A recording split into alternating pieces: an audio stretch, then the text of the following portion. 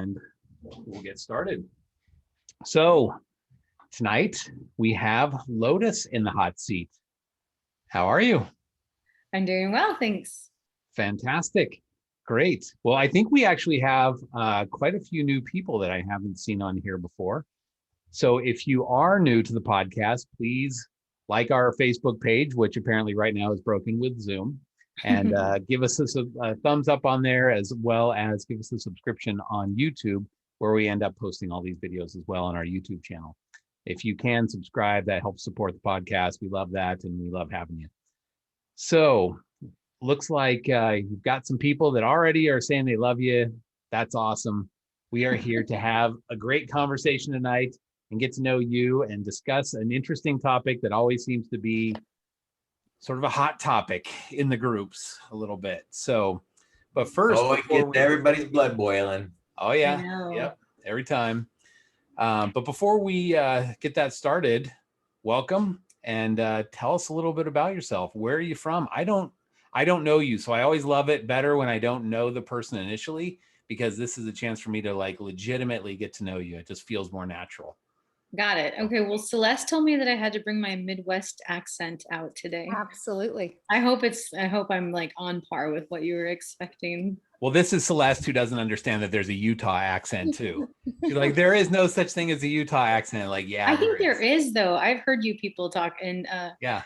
There is definitely a yeah, there is. Besides the word mountain, I mean, like, is there really anything else? No, they take the T out of everything. Mountain. Yeah. In fact, the missionaries here will say Manhattan and take out the T. It's very annoying. But so I live in Manhattan, Kansas. See how I put the T back in there? Oh yeah. Yeah. Emphasis on the T. I know, right? That was on purpose. Anyways, so I'm in Kansas. Gosh, I've been here for like ever. I grew up in Missouri. That's where I was born, in a really small town. I'm sure we'll talk about that later. But okay, so Lotus, the real question before we get too deep into this, I have to know. Yeah. Are you a Kansas City Chiefs fan? I mean, I have to be, but yeah. No, you can't be. No. Why can't I? No. To be honest with you, I don't really follow professional football. I really love my K-State Wildcats. Okay. Because I went to Kansas State University. So I'm more like I would rather, like, if I'm going to spend time watching football, it's got to be a college team. So. Awesome. Well, okay. Sorry, I totally had to derail it there for a second. That's I'm a huge Broncos fan, so by nature, I can't be a Chiefs fan. So our rival, it is what it is. You know what, though, I will still allow you to be my friend. I feel honored. Thank you. Thank you. That just shows you right there how kind Lotus is. It's a Midwestern thing, actually. It is. Yeah. Love everybody. Everybody's your totally true. Like I went out. I like how you emphasize the T. I dated somebody that emphasized like the G. So like they said for hangar, like an airplane hangar, they're like hanger. Oh. And they're always like, brr. Everything was like, instead of like earn, like, the normal G, like the silent G, everything was a hard G. And that is like, weird. Yeah, it kind of reminded me of like a Family Guy episode when Stewie kept emphasizing the cool whip. He kept emphasizing the H just to drive everybody crazy. So yeah, right. I love that. Okay, so I lived in Missouri for a long time, but my father is foreign, so it was really hard. Like people were just not very kind to me and to my family, and so eventually. Foreign. Where are we talking foreign? Oh, my dad, he's from Nepal. It's just a small country right above India, between India and China, like Tibet specifically. Yeah. Like Mount Everest, I got to go and see that. It was very cool. Did you hike it? No, there's lots of people there though. I want to just go there and like hike up like a few feet, and then people say, "Did you hike Mount Everest?" And say like, "Yeah, of course I did." Oh, there you go. Well, I did. Yeah, I did hike up into the Himalayas, but not specifically Mount Everest. So, yeah, that was it. But we got to see it. We went on like an aerial tour and saw all of the peaks. It was stunning. It was amazing. So Lotus has had some really cool henna before too. So kind of jealous. Yeah. That lady was so good. So you saw that picture? I did. They did that in less than a minute. That guy, the guy that they hired for the wedding, he did that in less than a minute. I have a video. I'll send it to you sometime. Yeah. It was amazing. But so eventually I moved to Kansas, and that's kind of where I stayed. Like I graduated high school, then I joined the church when I was about 19 and a half, and 18 months later I went on a mission. And that was probably my first experience, like leaving the country and going on a great adventure. So, oops, sorry. And so that's my child. I'm really sorry about that. All good. And then I came home and I stayed here, and eventually I got married, and then I got divorced, and I have always been here. But I guess that's probably, I mean, I love Kansas. Don't get me wrong. We actually have some of the best sunsets in the world. Well, in the United States, right here in the Midwest, where we have the rolling hills, because it's lovely. But because it's rather boring, I think that's probably why I travel so much. It's lovely, but boring. Mhm. Nice. So one thing I know about Kansas, you guys are pretty ardent about your barbecue too. Pretty amazing stuff. So yeah, not like here where I live in Portland, and to them barbecue is like, oh yeah, I'll throw some hot dogs and hamburgers on the grill. Like, dude, okay. No. That's an insult to your barbecue grill. It's very true. Yeah, that's called in the microwave. It's called grilling. It's not called barbecue. It's called grilling. Absolutely. Yeah. Totally I different. mean, right now, hamburgers and hot dogs is grilling, and barbecue is when you actually get like half a cow, throw it over a big giant fire. Yeah. I think right now there's like 3 slabs of ribs in my deep freeze. I think that's like, you have to keep it that way. Yeah, you do. You replenish it constantly. Yeah. See, I'm too busy. I'm kind of lazy. I'll just go to Costco and pick up one of those racks of ribs. Like, all right, cool. All I need to do is add barbecue sauce. Done. Simple. Yeah, I don't have a Costco, so that's not an option. You don't have a Costco? I know, it's super sad, but we do have Aldi's, and you guys don't have. Oh, I love Aldi. Oh, you do? I do too. I love Aldi. Yeah, the Isle of Shame, that's my favorite. Yes, me too. I have no idea what Aldi's is. Find a whole bunch of good things I don't need there. Absolutely. It's my favorite. I don't even know what that is, but awesome. I wish we had an Aldi's too. It's kind of like Trader Joe's. It's actually a break off of Trader Joe's. The brothers used to own it. One went one way, one went the other. So anyway. Oh, okay. So that's nothing like a Costco or a Sam's Club or something. No. I was thinking it was it's tiny. It's little. Oh, It's like a health food store. It's a Trader Joe's. Oh gosh, yeah. Health food store to me is getting a protein bar at the AM PM or something. And that's as healthy as I get. I'm a junk He goes, guy. yeah, Everett goes to the health food aisle at the 7-Eleven. That's his. Right. Where they got the protein bars and the Gatorade. Right. They've got like a couple bananas that they brought in. I'm like, I don't know why they have produce here, but must be healthy. So I'll pick one up. Like, why not? Well, it helps you wash down the Snickers. Celeste, you wouldn't say it's a health food store. No, it's not like Trader Joe's. Trader Joe's has that focus on like they want to perceive that they're being all healthy and stuff. Whereas Aldi's not really so much like that. No, it's just really cheap, and you have to like pay $0.25 to get your cart. You know what? The first time I went, I couldn't figure out how to get a cart. I was like, why don't they give me a cart? What's going on? And some lady had to like come give me a $0.25. I didn't have any change. Give me the $0.25 anyway. And it's always nice to go there and someone leaves a cart out for someone to take for free. It's like, that's the worst. You know. Yeah, I found out the hard way when I was living in Mexico. We were doing a road trip somewhere, and we were like, we were out in the middle of nowhere, like no rest stops, no nothing. And we finally found this like rest stop. I'm like, dude, we got to stop. I got to use the bathroom so bad. And we roll in there and they take coins, like a turnstile, to let you in. I'm like, I don't have any pesos. I had to run to the car. We're digging around the seats looking for some token to put in there. I was like, it was the worst. Yeah, that happened to me in Paris. Right when I got to Paris, I didn't have anything changed over. All I had were like, I was in London first, and then we went to Paris on the Eurostar. And so all I had were like pounds, and I needed to go to the bathroom really. I couldn't get in. I had to like go find a place to change my pounds in order to go to the bathroom. It was crazy. And they're like sticklers about it too. Oh yeah, you got to put a coin in to use the bathroom. Mm-hmm. So, okay, going back on to you a little bit more. I mean, Aldi's is great. I don't know that I'll ever shop there. I don't even shop at Trader Joe's because too healthy for me. You know, I'll take a multivitamin, then just hit 7-Eleven again, pick up a corn dog and call it like good. So you're divorced. tell us a little bit, how long you've been divorced, how long were you married? Tell us a little bit, how many kids you've got, to all that good stuff. Okay, well, I have been divorced for almost 9 years, I think. Okay. Well, I mean, I guess, I don't know, 8 years or 9 years. I can't remember now. It's been a long time. But I was married for 11. And I have 3 children. My oldest is 18. She graduates this year and is preparing to go on a mission. And then I have a 13-year-old boy who's like ridiculous. Oh my gosh. He's a teenager. Like if I have gray hairs, it's because of that child. I have a 14-year-old boy. Oh my totally understand. Like sometimes I love him and I think he's amazing. And other times I think he should just be kicked out of the house. Like, let's vote him off 13. The island, please. Vote him off the island. Absolutely. Where's my? I had 2 boys. I just told them. I said, "You want to keep living here? You better shape up." Yeah. I said they have lots of schools for kids like you. We have lots of schools we could ship you off to, and they'll be a lot tougher than your dad is. It's so true. Like, wasn't it Bill Cosby who said something like his dad used to tell him, I brought you into this world, I can take you back out again and make another one that looks exactly like you. Exactly. I mean, now that I'm divorced, that's not actually true, but up until then it was. Right. And then my youngest, she's 11. Awesome. Great. Yeah. They're really great kids. That's awesome. I mean, so how long were you married for? 11 years. 11 years. Okay. Okay.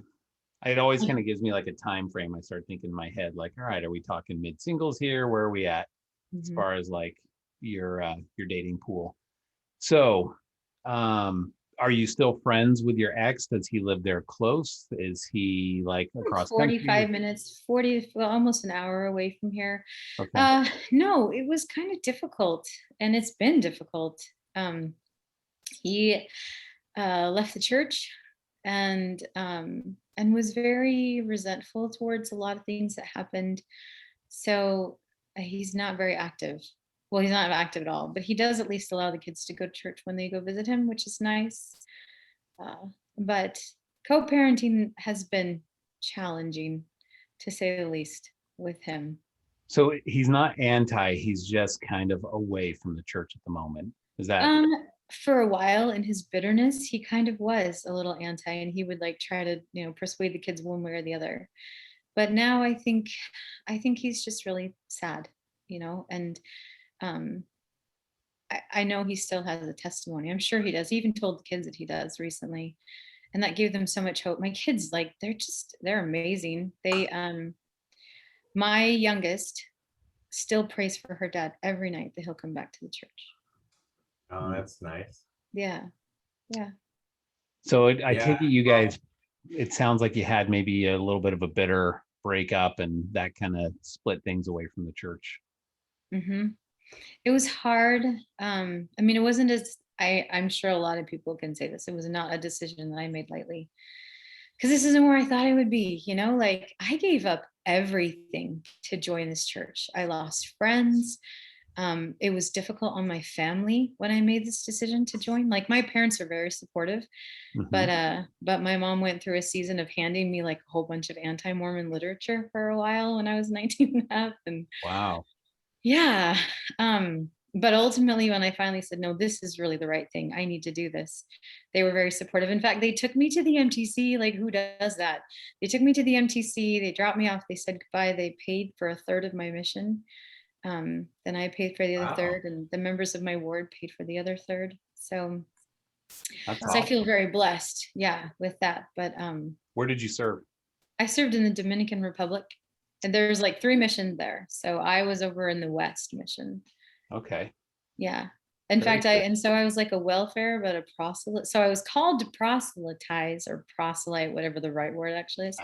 But then when I got to the MTC, all of the sister missionaries who were serving there received special, a letter from their mission presidents telling them we were now welfare missionaries as well, which was great for me because I didn't know how the church worked. I mean, I barely had just joined, and I decided I wanted to be a missionary. So having to understand the inner workings of the church was such a blessing. I hadn't even had all my new member discussions. In fact, don't tell my mission president passed away, but we sometimes, like when our numbers were hecka low, we would like just teach me a new member discussion and write that down. Ooh, well, it's true. It counts, right? You're still. I know, right? That's what I thought. Yeah. Stats are stats.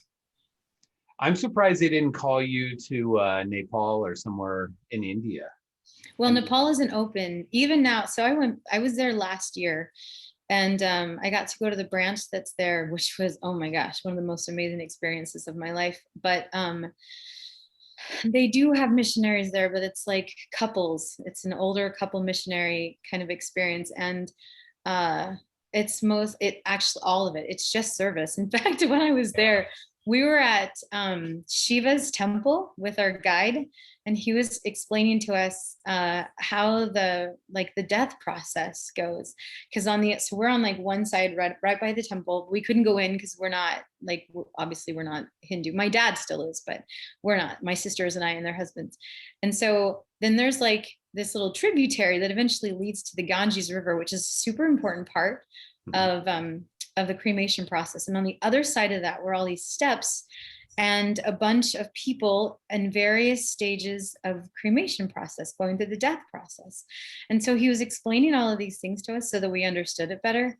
And I started to, there was something that he said, I don't remember what it is now, but I was like, oh yeah, that reminds me of this story from the Old Testament. And so I started to share it, and he had literally no context at all. Like nothing about God, nothing about Jesus Christ. And so I have never been in that position before where there was nothing to like build on. But it was really cool. And he listened and asked a lot of questions. Well, I found out like later as we were in Nepal that they had just arrested someone for sharing about Jesus Christ. And it wasn't somebody from our church, but it was like some missionary from some church. They arrested her for proselyting. So I was like, oh, okay. Wow. So right now they just have service missionaries there, and they're doing an amazing job with the things that they're doing. So I think that there will be a time and a place when it will open up. While I was there and I met my family for the very first time, I discovered that a lot of my family works in government. One of my relatives was the vice, they don't have a vice president, the vice prime minister of the country, former vice prime minister of the country. So I don't know, like I'm hoping that maybe as I get to know my relatives more, maybe it would help in some way to open up Nepal for more opportunities to share the gospel. Yeah, those countries, the service missionaries do a really good job. I was doing some work in Saudi Arabia, and the rules there were you can share the gospel if somebody asks you, but you cannot proselyte. You can't be like, yo, bro, let me tell you about the Book of Mormon. You know, you could be sitting there and be like, hey, you're a Christian, I have a question. And you're like, sure, I'll be happy to answer. And that's not against the law. And then we went to Bahrain, which is a little island nation off the coast of Saudi Arabia. And there we actually had a church. There's actually Christian churches, but they're not allowed to proselyte either. It's still an Arab nation, but we actually had services, and then they had service missionaries there. And it was the same rule. It was like, people can go to your church, they can ask you about your religion, but you're not allowed to go out and knock on doors and proselyte. So Interesting. So in the movie Meet the Mormons, wasn't that one guy from Nepal? He was, yeah. Okay. Yeah, I didn't get to meet. I think he lives in Utah. In fact, I know he lives in Utah now. He, a few years ago, they announced the Book of Mormon was available. Actually, I think maybe it was in that movie. I don't even know. That it was finally available in Nepali, and I believe that he had a huge hand in getting it translated properly. And I mean, it's not perfect. Like I gave the copy to my dad, and he said there are some errors, but I thought it was super cool. That's amazing. I even took some to Nepal, and I left them with my relatives. Like just. Did you tell them that's how they talked? Did you tell them that's how they talked in the Book of Mormon back in the day? That this was just like a. I should have. like stiff naked generation probably doesn't translate. Like stiff naked generation, he's like, that doesn't make any sense. Not in our language. That's true. That's true.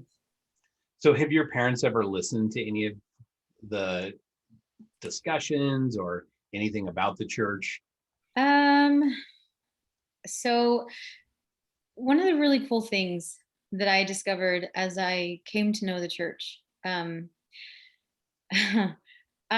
had a best friend growing up, and I met him because he was like across the street, And I toddled over. I was 2 years old. I like crossed the road and went across the street and met this kid. And I told him I wanted him to be my friend, and he said no. So I punched him. Oh. And then I told him to be my friend, and he said yes. That's how I found is super. It's a very successful way to make friends and boyfriends. Just kidding. That's not true. Maybe use that tactic on dating or something, like, hey, you want to go out? I should try that next time. You don't want to be my boyfriend, I'm going to beat you up. Right. But we became very good friends in his family. They are LDS. And so my parents and his parents became close friends. My mom would do like Relief Society lessons, and my dad went to priesthood sessions, and the missionaries used to come over and like babysit me, and my dad would like go out with them and teach the gospel to other people, but he never joined, and neither one of them did. And I did not know this because they moved away when I was in like second grade or something. It wasn't until I was taking the discussions that my mom said, well, you know, the Renekers, they're members of the church. And I was like, oh, interesting. So it kind of always made me wonder how much of the experiences that I had in their home, saying prayers and sleeping over and like, you know, saying prayers before I went to bed and hearing the gospel in their home, how much of that like played a part in me eventually being ready to accept the gospel when it was time. You know, like we plant seeds. I mean, how many of you on your mission? I planted a lot of seeds. I didn't actually see a ton of fruition. But these people planted a seed a long, long time ago, and it finally came to pass.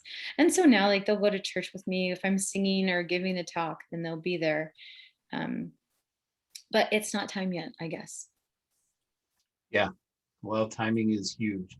So if I got this correctly, it wasn't your friend that got you to take the discussion. Somehow you started taking the discussions, and then you found out they were LDS as well. Is that right? Yeah, I totally had no idea. Apparently, I even went to seminary with him, and I asked a lot of questions, and his seminary teacher said, please never bring that girl back again. Oh. So, wow. Yeah, they moved out to Phoenix, Arizona when we were young, and so we went to visit them when I was in like middle school, and he was in high school. I was in my dorm room, and I didn't like school very much. I was really struggling. And I didn't make very many friends, and I was kind of depressed. And a phone call came in. It was for my roommate, who happened to be French and like loved to travel. And she'd been to Independence, Missouri, and had gone to the visitor center there.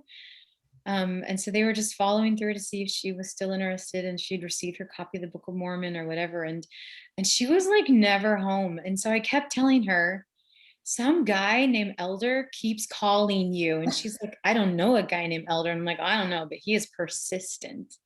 And finally, one time this Emdr guy calls, and before he hung up, he said, are you interested in the church? And I was like, what church is this again? And he said, you know, the whole name of the church, like you should. And I was like, I've never heard of that church before. And then he's like, well, sometimes we're called the Mormons. Have you heard of them? And I was like, oh my gosh, when I was a little girl, I wanted to join the Mormon Tabernacle Choir, like that. And he said, yeah. So we talked on the phone for, gosh, a really, really long time. And growing up, I had always had so many questions about religion. Like things that my poor mother, I am verbose and I have lots of questions. And I'd asked her, like, what happens to people who don't know about Christ and then they die? That doesn't seem fair that they don't get to go to heaven, because that's what my church had just taught me. And we had this long discussion, and finally she said, Lotus, you need to keep asking your questions, and someday you will get the answers. That was one of the first questions I asked. And I loved the answer. It just felt right. Everything they taught me felt right. Like I couldn't completely explain it. Even though the name of my church was Trinity United Methodist, I didn't really believe in the Trinity. So when the missionaries taught me that, I'm like, oh yeah, that totally makes sense. So that's what it was. It was just this random phone call placed at the right time that led me to finding something that I had been searching for. I had gone to all the churches. I had done all the things. I had asked all the questions. Every church you could think of, like the whole Joseph Smith story, that resonated with me because that's what I had done. Yeah. So now your parents are still Hindu, right? My dad is. I mean, well, he's not really practicing. You don't really not practice. Like, I don't know how to describe that. He doesn't, at least. Like when I decided to join the church, he didn't really care because to him it's just another god. There's like 5 million gods in the Hindu religion. So one more is not really a big deal. So, but I don't know, like there's no shrines or anything like that in our home. But when he goes home to Nepal to visit his family, he very much participates, in everything that they're doing. But he converted to Christianity when my younger sister was born and she was getting baptized into our church. But I think he's still, I don't know, like I don't know exactly what my dad embraces. We've had lots of gospel discussions. He's a very spiritual man who's had some experiences that would lead me to believe that if he would, I don't know, like if he would just allow himself, he would find a lot of peace in the things that we truly believe. Yeah. Well, I think it's great. Anytime somebody joins a church, I kind of have a theory. This is the gospel according to Everett a little bit, but I think if Heavenly Father were to just say, okay, this line right here is like everybody in Utah or like those who have joined the church, I just kind of keep feeding my best. Like, we hear the last days that the best and the brightest were saved for the last days. And you're the ones that are like chosen to come down here and hold up the kingdom.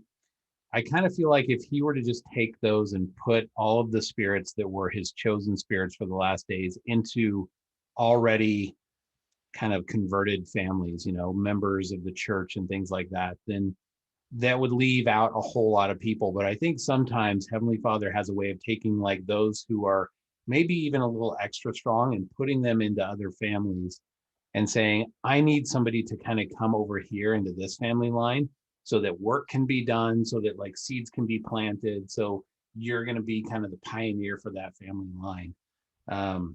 Again, that's just the gospel according to Everett, but it just seems to make sense that Heavenly Father would sometimes, he wants to save everybody. And sometimes he has special people that he puts out there to join the church that will kind of resonate throughout generations. I think that's very true. Yeah. I mean, it makes sense, doesn't it?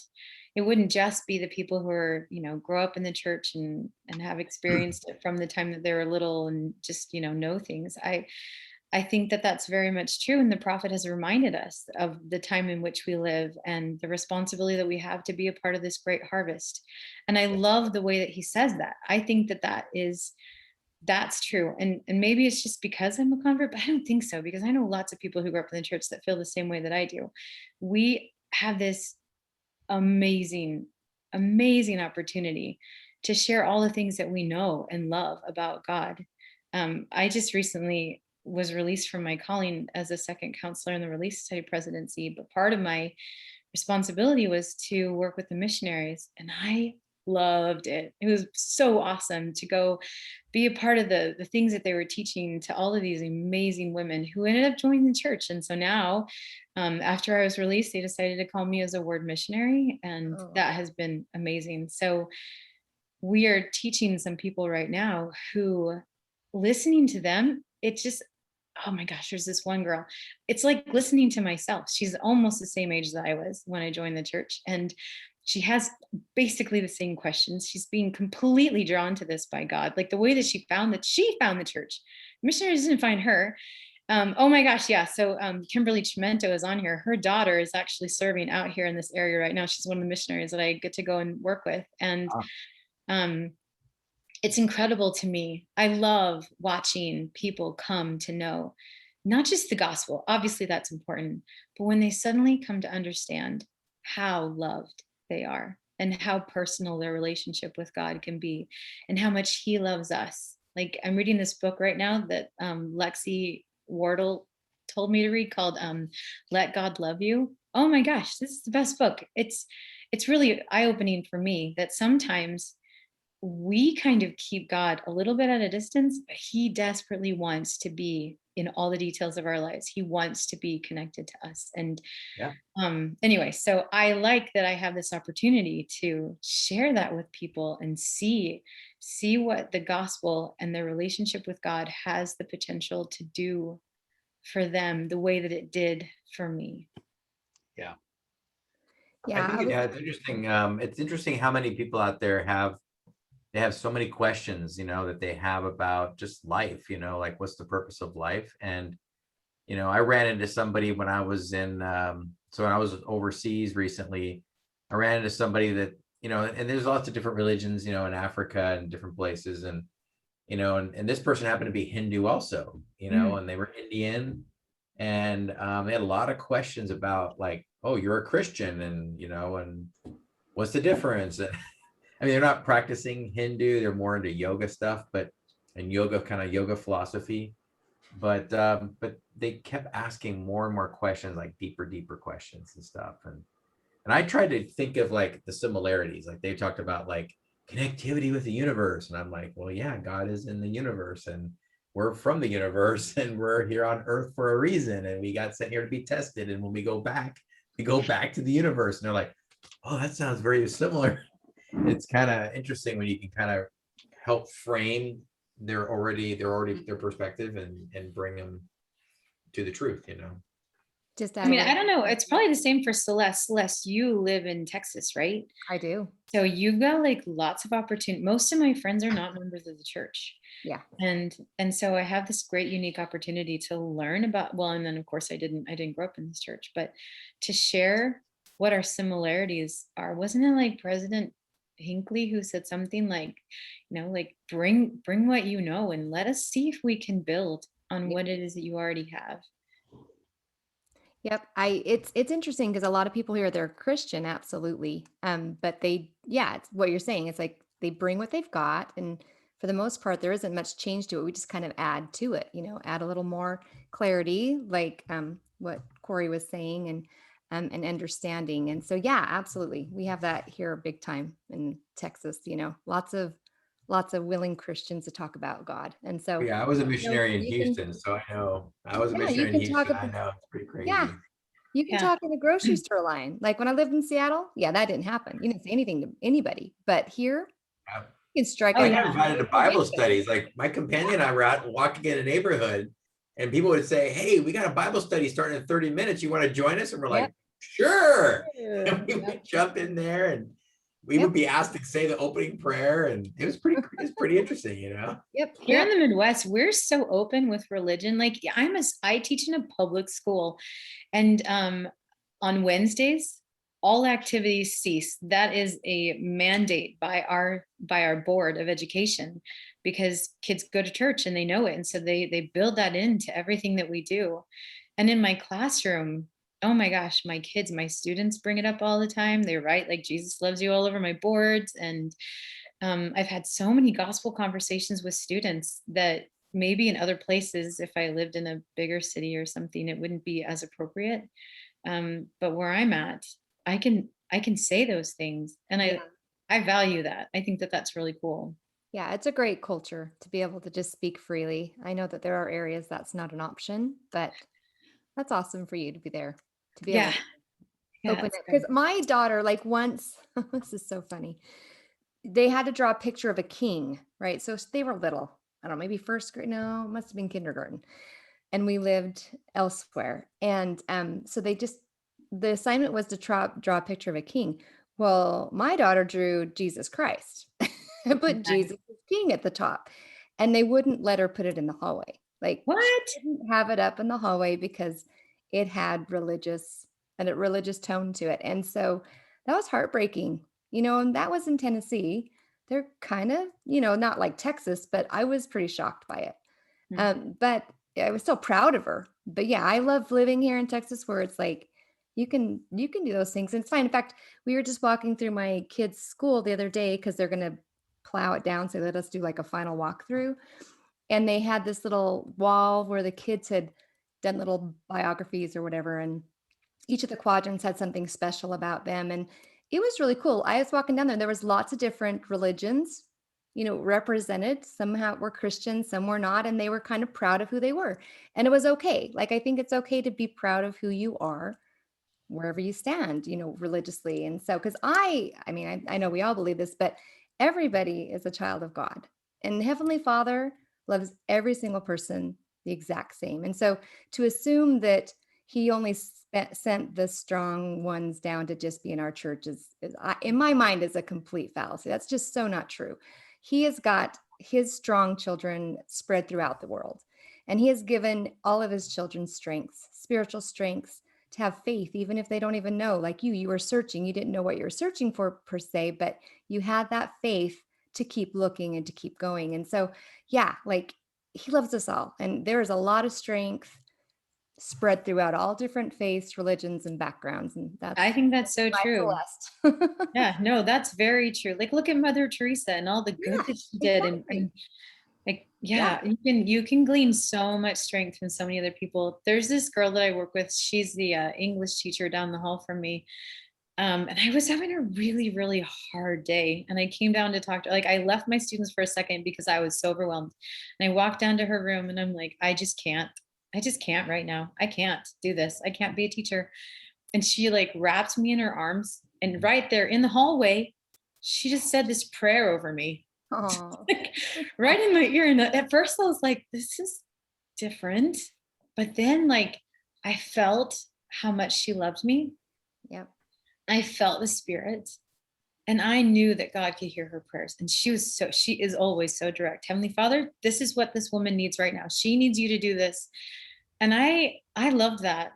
The other day I went to a rosary because a friend of ours has cancer and she was going to get her first treatment. She's been doing chemo, but they were going to have to do surgery.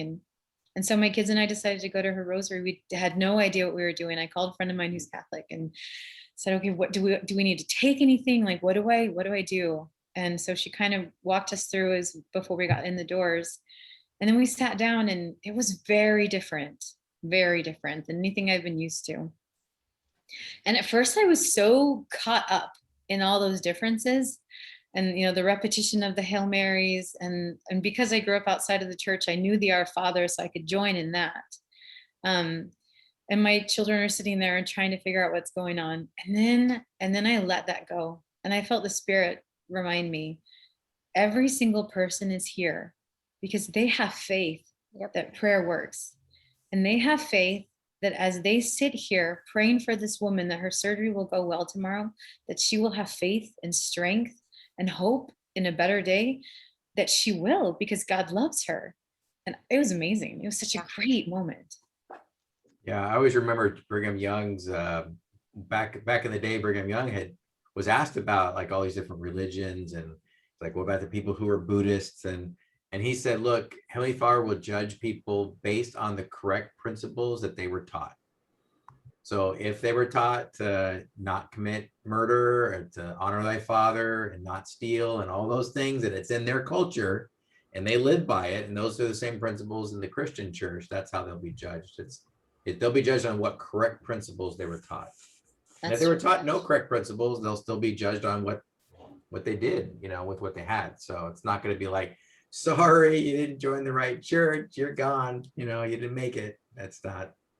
There is the other side. I mean, I'm sure Celeste has seen this too, like the side where, because we're members of the Church of Jesus Christ of Latter-day Saints, and a lot of people out here have some misunderstandings about the church, that can be a little difficult and somewhat frustrating. My brother-in-law, bless his heart, he always comes over whenever he comes to visit, or whenever I go to visit them. He sits me down for a heck of a long time to like have conversations about the gospel and try to explain this and explain that. And finally one day I was done. And so I was like, look, this is really hard and I don't really appreciate this very much. And finally he said, Lotus, I am just really worried about your immortal soul. Yeah. And I kind of laughed a little tiny bit, at least inside. And I way laughed afterwards. I hope he never sees this because I do love that man. In fact, I said that after and he was completely in earnest. He really meant it. This worried him. Yeah. And so I just said, you know what? I am so grateful that you love me and my children enough that you worry about us in this way. I really am. And then I went on to say, if you look at my life and the life that my children lead, and the life that we try to lead, we love God. We say our prayers. We read our scriptures. We try to serve. let's just say, hypothetically speaking, that I am completely off base and this is not at all the true church, and this is not, and it is something crazy weird. I really do have faith that God will look at everything that I have done with my life and tried to do with my life in his name. And I think he's going to give me some grace. And after that, he's never said that again. Well, you spoke truth. That's why he spoke the truth. Yeah. You know, but it's weird. We live in a very difficult time because everything is so hyperbolic. It's and with social media, people take facts that somebody posted, that they reposted, and then they read, and then they take it as gospel. And they're like, I mean, that happens across the spectrum, not just religion, but it happens across the spectrum with politics and state versus state and idea versus idea. It's just, things get crazy. I mean, I thought the craziest thing I ever heard on my mission was like, I know what you guys do in those temples and in your church. And I'm like, well, what is it that you do? You know? And it's like, yeah, you strip down virgins and you choose your wives. And this elder that heard that said, man, I missed that room. And then the guy was like, he kind of looked at us like, oh, you're mocking me. Oh. But now you got the internet and anybody can spew that out there. And then, you know, it's third, fourth, fifth hand. And then somebody comes to you and says, I know what you guys do in those temples.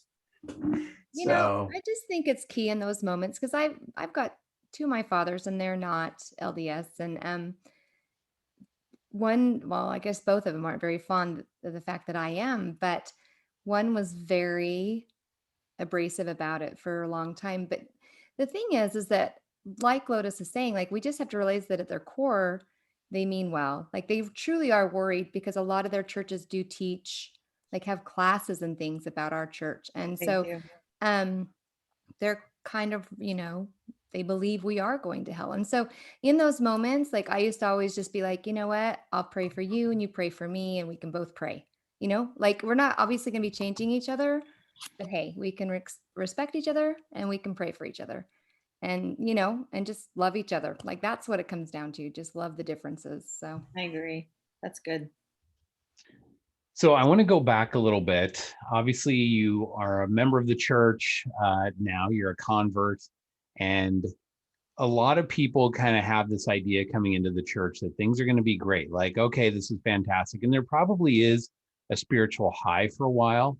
I've had friends that get baptized, and then it sort of seems like if everything doesn't work out, like, we know that it's not going to, because welcome to life, right? But the moment something goes wrong, they kind of get derailed a little bit and they lose their testimony.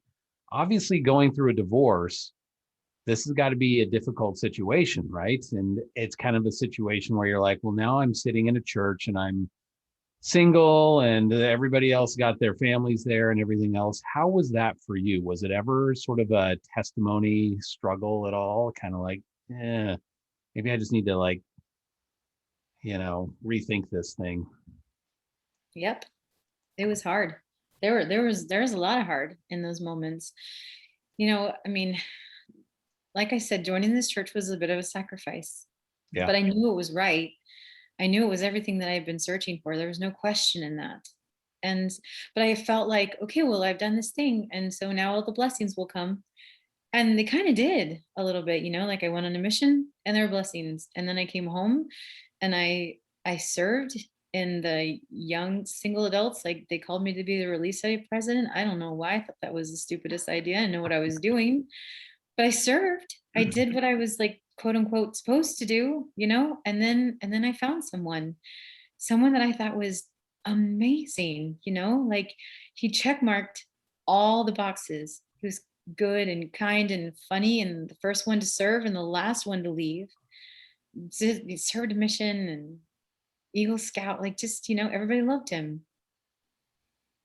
And then things didn't work out, you know, like, people make choices, and he struggled with some things that he didn't share when we got married. And I don't fault him for that anymore, because I've come to do a lot of research about addictions and so we had, like, all these inner demons, right? Mm-hmm. And then I found myself divorced with tiny children, an 18-month-old child up to a 9-year-old. And one of the Sundays that he took the kids, I was on my way to church. And I mean, I had been praying and fasting and trying to figure out, if I stay in this marriage, if I don't stay in this marriage, am I doing the wrong thing? Like, you know, he would send me article after article, tons of things that the church would say that was like, divorce is bad and you shouldn't do it. And I would respond and say, yeah, but there's this line that says, but sometimes it's necessary. Sometimes things happen. And that's like, I don't know, that was kind of my saving grace in those moments. But I prayed all the time. Well, I was going to church by myself. And I started yelling at God, like out loud yelling at God. Sometimes I still do. I'm just really grateful that he laughs at me most of the time and has a lot of patience with me and my frustrations. And it doesn't take long now for me to get to the place where I'm like, all right, I understand. But in that moment, I didn't. And I was angry. And I remember saying, I have done everything that you have asked me to do. I've done it. I've never said no to a calling. I gave up a lot of things to follow you. I made everything harder in my life in some ways because I knew this was right. And like, blessings have always fallen into place. And now all of a sudden they're not. I don't understand. I don't understand if I've done something wrong. I don't understand why you are letting this happen to me. And I cried a lot. And then I went to church anyways. And I sat in a pew by myself anyways. And in that Sunday, somebody got up and spoke. And it was as if Heavenly Father had said, I need you to say this to her.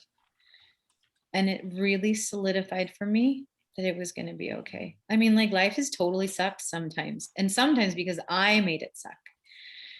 And I've made life, I don't know, harder than it needs to be. But I've also come to understand throughout this entire process that there have been details in my life where God has made everything work out the way that it needs to. And because I know that that is true, I can't leave this gospel. I can't let it go, because if it was true last time, then it's still going to be true this time. Even if I can't see it yet, it's still true. I don't know if that makes sense. But yeah, no, absolutely. I've been there myself. And I would probably guess most of the people who've gone through a divorce, who have, I mean, there's that sort of that period of time where you're like, I just don't really want to do this. I don't want to go to my ward. I mean, there's a part of it that you don't want to face the people there. You just don't want to sit there by yourself. There's all kinds of things that go into it. But at the end of the day, you still go. Yeah. I mean, I lost friends. Like, and I, bless their hearts, they didn't know what to do with me. I went from being like a couple and whatever to I wasn't anymore. And so people just didn't want to be my friend. And that hurt. That made me mad. But that's normal. We all have that. Like, being single in a family war, it sucks. Like, nobody wants to be your friend. I just think the wives don't want me to be friends with their husbands because I'm a single dude, probably convincing them that the single life is awesome. Who knows what's going on? Or the women are afraid to let you get too close to their husbands because heaven forbid you might like seduce them because you want them so bad. Yeah, on the female side, you might steal them away. Yeah, you want to break up a marriage just because yours just got broke up, and you want to share that feeling with other people, right? Right. Yeah. So yeah, you get thrust into kind of this dating world again, where you're like, oh, okay, I'm back.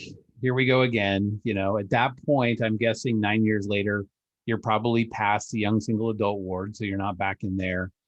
And then you get into like a mid-single / 30 till death, or depending on where you're at, you know, on the dating scene. And it's difficult because now you're like, I feel, have you ever seen that movie, The Singles Ward? Yeah.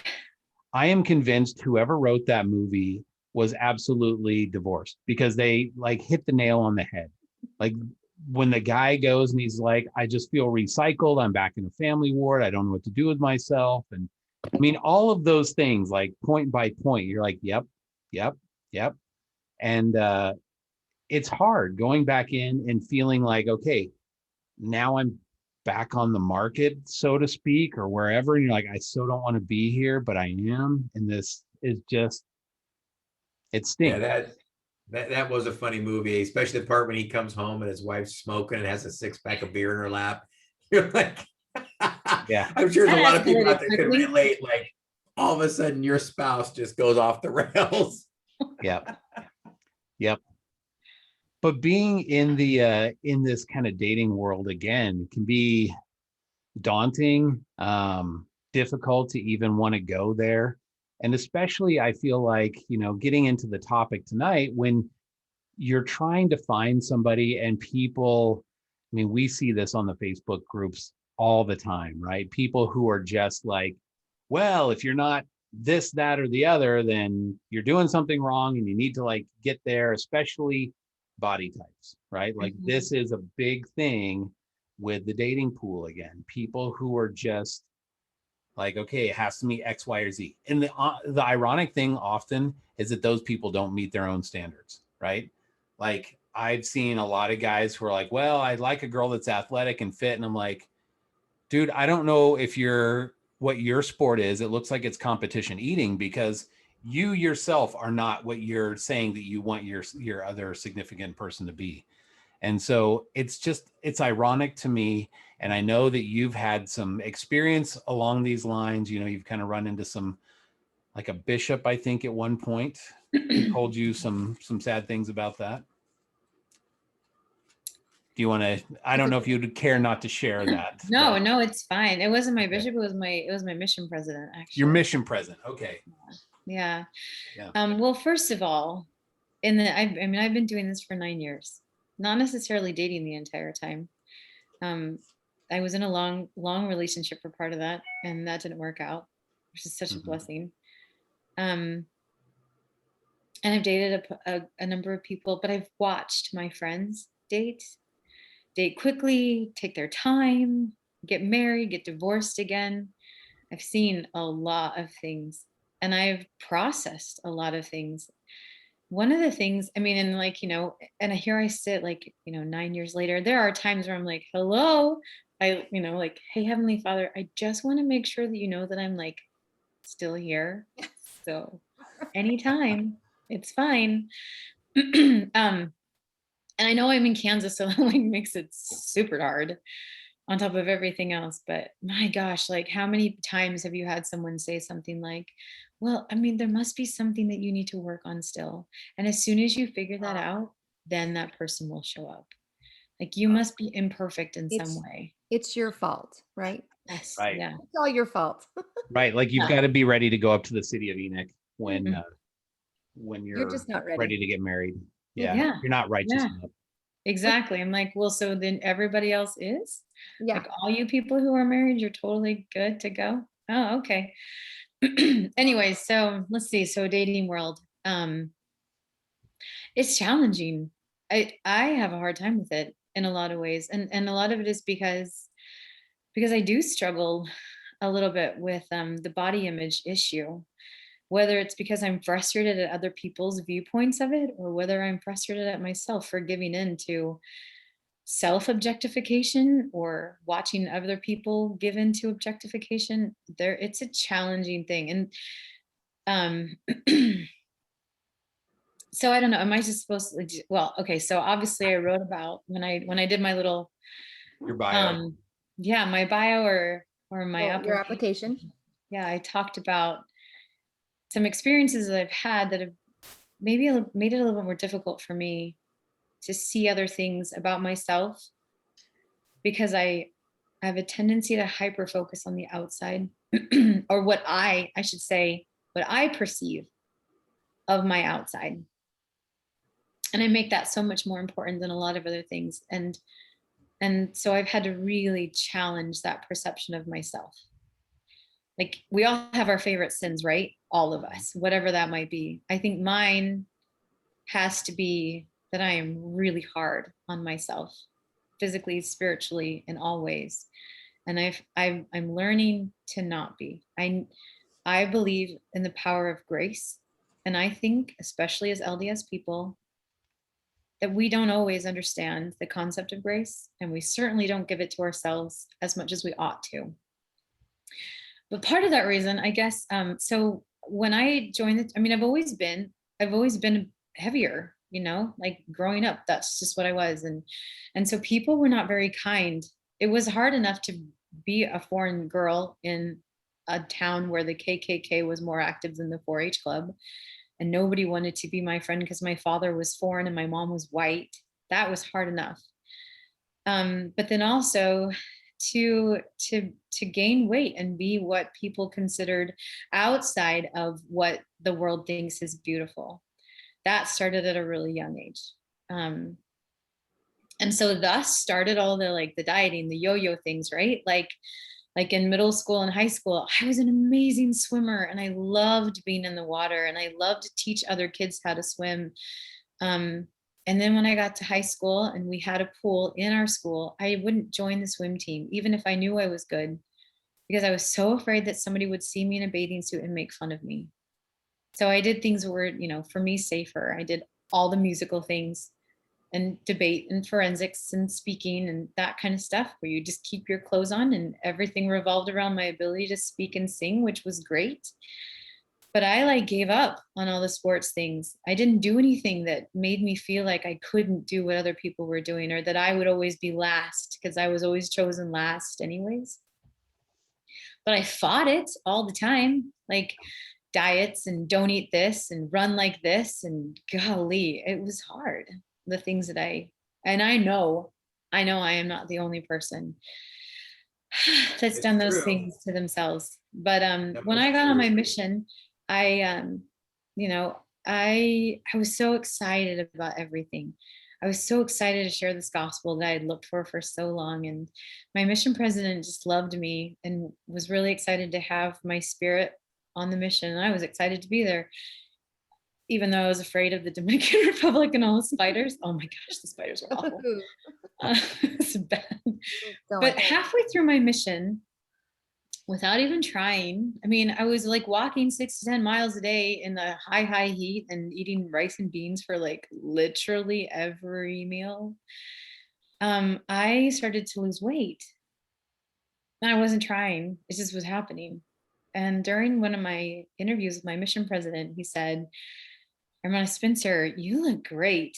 And I was like, "Thanks." And he said, I want you to keep working on losing weight. He's like, "Now don't hyper focus on it, but make it a priority." And so I was like, okay. And then of course I did hyper focus. Actually, I even got parasites. And I refused to take my parasite pills because I was losing so much weight. It's like that, what's that Mexican diet pill thing? Totally a thing.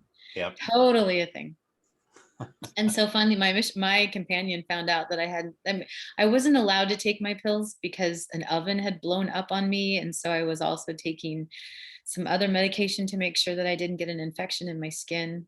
But when that was over, I refused to take my pills. And so she finally told on me. But at that moment, I realized, oh my gosh, this is not healthy.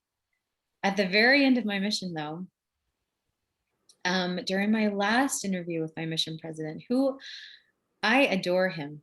I still think he's an amazing man. He really is. But in this one area, his counsel to me was not correct. And I think I can say that without disparaging who he was, because he was a great mission president and he was like a father to me. I didn't have parents who were members of the church, so I did rely on him and his wife for a lot of things. But during our final meeting, as he asked me what my plans were when I got home, if I would stay in Kansas or go to Utah, he told me that I looked amazing, that I was beautiful, that I had lost a lot of weight, and that I was really pretty. And he said, "Hermana Spencer, I hope that as you go home, that you will work on keeping the weight off." And it was funny because I had already thought about that. When I go home, I want to do this and this, and I want to be careful about this, and I'm going to keep walking. And I was just about to say all of those things to him. Yeah, I've totally thought about this. And then he said, before I could say anything else, he said, "Because no good Mormon boy will look at you twice if you're fat." He said it just like that? Yes, no good Mormon boy will look at you twice if you're fat. See, Wow. he said that was probably the worst thing he could say out of everything. I mean, he was kind of on the right track. Like, yeah, let's be healthy. Yeah, stay healthy. But that last statement, yeah, that's out of line. It was hard. Well, and I didn't know anything about Mormon boys. Remember, I had just joined the church. And after joining, I went on a mission soon after, and there were no Mormon boys where I lived. So I just assumed that this was right. And for a second, I thought, well, gosh, would I want to date someone who's so focused on my body that that's the most important thing? And I didn't say anything because, I mean, I loved him and I respected him. And this is my last interview. So it's all, gospel in my head. It's all gospel-y sound. Mm-hmm. And then I came home and it started to feel very real. It felt very true. Especially as I started to gain a little bit of weight back. No matter what I do, the American diet is very different. When I'm eating fresh fruits and vegetables and just rice and beans for every meal, and then I come back to the United States where it's not the same at all, it's just not easy. And well, this is why we are talking about the wonderful barbecue that you have there. That's definitely not going to keep it off. No, it's not. But so it felt very real. And I struggled. That one little sentence just it still plays in my head, even though now I don't necessarily agree with what he said, I still hear it every time I gain weight, every time I meet someone, I have this internal battle in my head. If he's attracted to me, he's not a good Mormon guy. If he's not attracted to me, it's because I'm too fat. It's horrible and it's hard. And like I said, I have to fight against it all the time. No, it's true. The American diet really is. I mean, I spent 4 years in Mexico. So I spent 4 years in Mexico. I just got back a couple of years ago and it's tough. I mean, I have to be really strict. I try to eat like I did in Mexico, which everything was fresh. I mean, they made the tacos like fresh. I mean, they rolled out the tortillas. The meat's fresh. I come back to the United States and everything's made in a factory and put in a box. Processed. And it reminds me of, I don't know if you ever saw the documentary called Food Inc. And it's an oldie. It's an oldie but a goodie. If you look it up, it talks about the American food system and how it's been incorporated and everything is corn fillers and that people trying to go back to, if we were to go back to like the old farm days where you had a farmer that would raise crops just for about 150 people, and that you would go to the farmer's market and you'd buy your vegetables and your fruit and your meat and you bring it home and that's what you would eat. But now we go to the grocery store and in there they were saying that if you notice, the grocery store is 90% stuff in boxes. And then the rest of the stuff is on the outside, vegetables and stuff's on the outside. And they were saying that our diet in the United States is so dependent on processed foods that there's a reason why that the United States is 60% overweight, or we have that problem. But you go to other countries, like I was in Mexico, and it seems like when I was there, I had no problems maintaining my weight. But when I got back, I was really struggling. I'm like, oh my gosh, I ate for 2 weeks and I was like, man, I put on like 5 pounds. I was like, how did I put on 5 pounds in 2 weeks when I got back? So it's definitely a challenge in the United States. Well, and it's more than just what we eat. It's our genetics. I was just about to hop in and say, first of all, I am so sorry that you went through that. Yeah. You should never have to experience someone saying that you would be unworthy of being married because of your weight. That's that was way out of line. And and I know me and you, Lotus, we've talked about this a little bit. Like, weight is a big issue in my life. I've got different sized kids from different ethnicities, and a lot of it is genetic on each of their individual situations. And some people, like my son, will never be thin. It's not in his genetics. And the thing is he's perfectly lovable and acceptable and perfect the way he is. I want him to love himself how he is. I want him to be like, okay, now if he opts to work out and whatever, that's fine. But I want him at his core to love himself for who he is. And I think that's what all of us need to do. I was in a line of work when I was younger where you just had to be thin, super thin. And so it was drilled into my head for a really long time that I wouldn't be valuable at all if I weighed over, say, 100 pounds. Like, it was really, really, really crazy. And it caused me to have eating disorders, and it caused me to have really low self-esteem, especially if I started to gain weight, which would be just going to a normal weight. And it's just hard. And I don't know, like, when you mix that with church, it just intensifies it. Like, I don't know how you were able to like move past that. I know you're saying you're not fully past it because it does pop up into your head and stuff, but I don't know. I just want to reach through the screen and give you a big hug, because I don't think anyone should ever have to go through that. And I would never want any of my kids to have someone judge them in that way and make them feel less than. And as you were saying, I think you're about to, when I cut you off, is that genetics plays a huge part in our size. And so it's not all just about food. It's all not just about exercise. I mean, it is a lot genetic as well. So sorry, I didn't mean to cut you off. I agree. Yeah, I agree. It's genetics too. I agree with what Lotus said too. For me, genetically speaking, I can't eat grains. I can't eat grains. I don't do well with, like, like everybody's saying, oh yeah, rice and beans. Like, rice and beans, I'd balloon up. Like, for me, it's like, I don't know if my body's just allergic to it, but anything that has to do with like processed grains, processed anything like that, man, my body gets destroyed. And it's not just I gain a lot of weight, but my stomach hurts. I feel lethargic. I just feel horrible. And it's like that psychological thing, because when you feel bad, like, especially for me, I want to eat more. Like, it's like that soothing, like, oh, I feel horrible, man. I could sure use a Snickers bar right now to make me happy. And then you get that cycle of like, oh, I ate a Snickers bar, man. I'm a disgusting person. I need to eat more now because I feel bad about myself. And I personally get that cycle. Yeah. But I tell you what, I mean, I believe in genetics too, because I cannot eat bread. I cannot eat starch. I can't eat that kind of stuff because I will gain 10 pounds within 2 weeks easily. So I think genetics. If you guys don't believe me, I'll share really quick this is what I look like. So share that with you.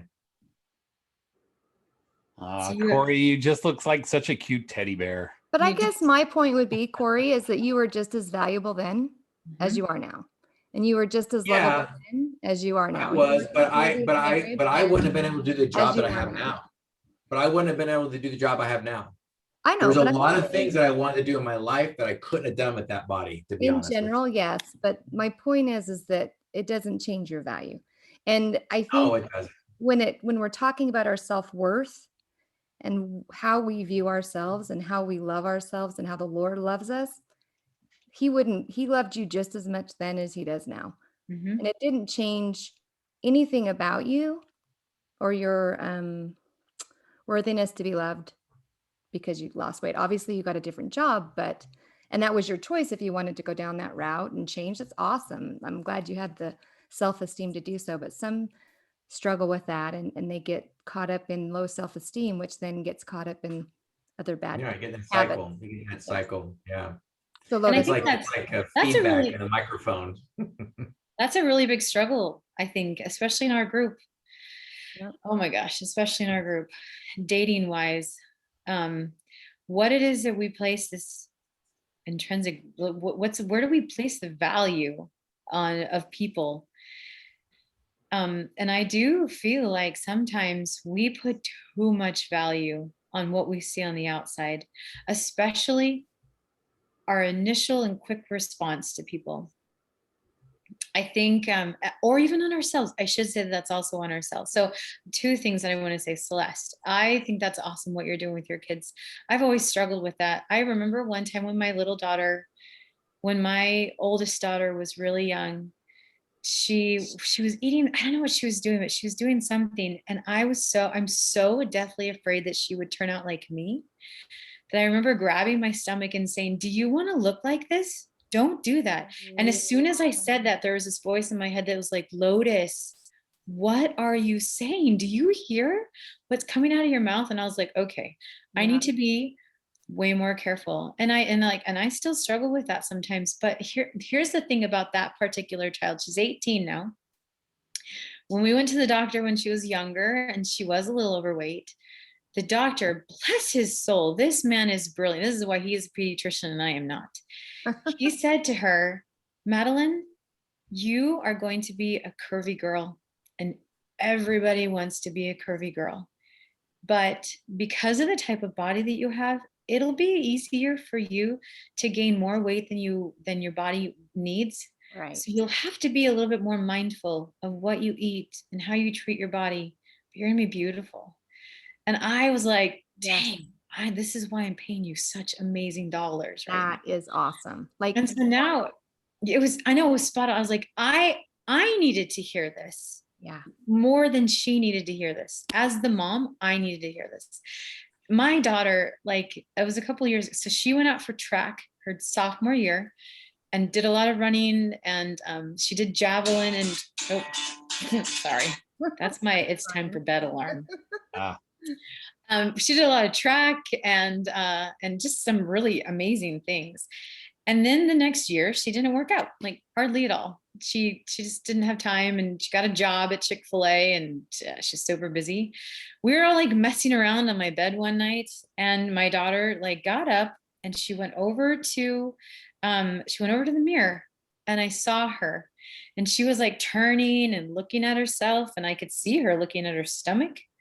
I could see her like kind of evaluating her chest and her backside, and I was just waiting.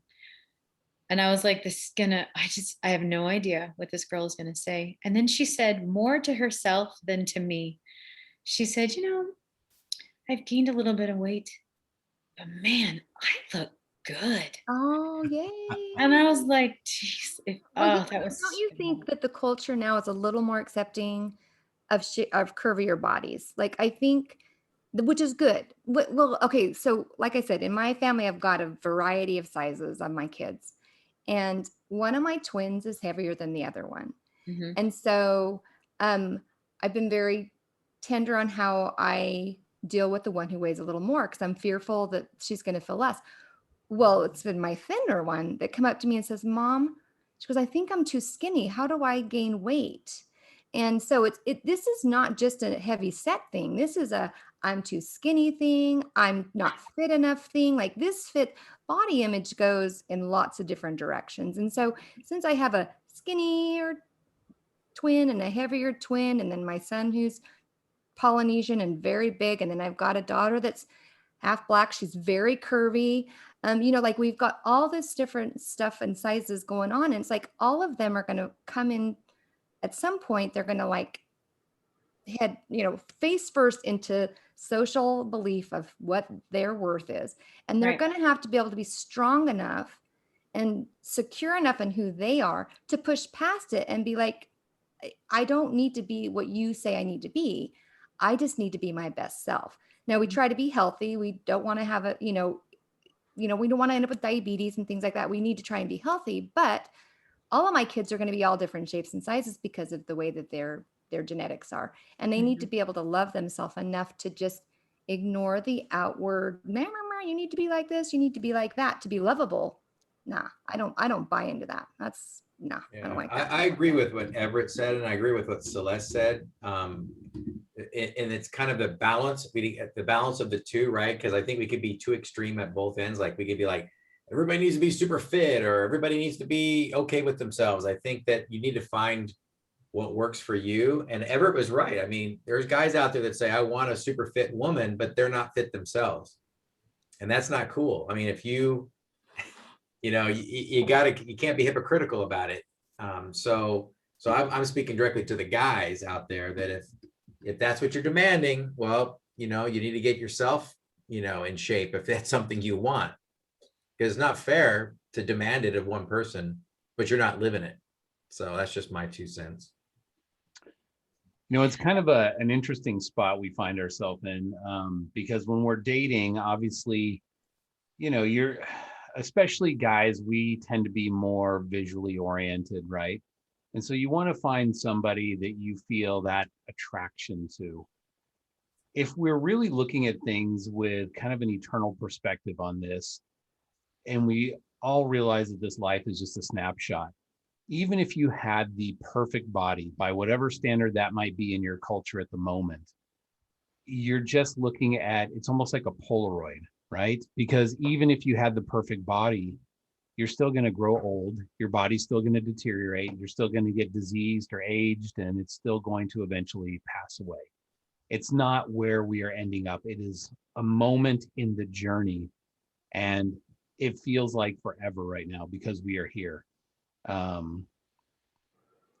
So it's tough when we're looking at somebody that we want to, and by the way, Monica, I understand women are visual, but men tend to be more visual.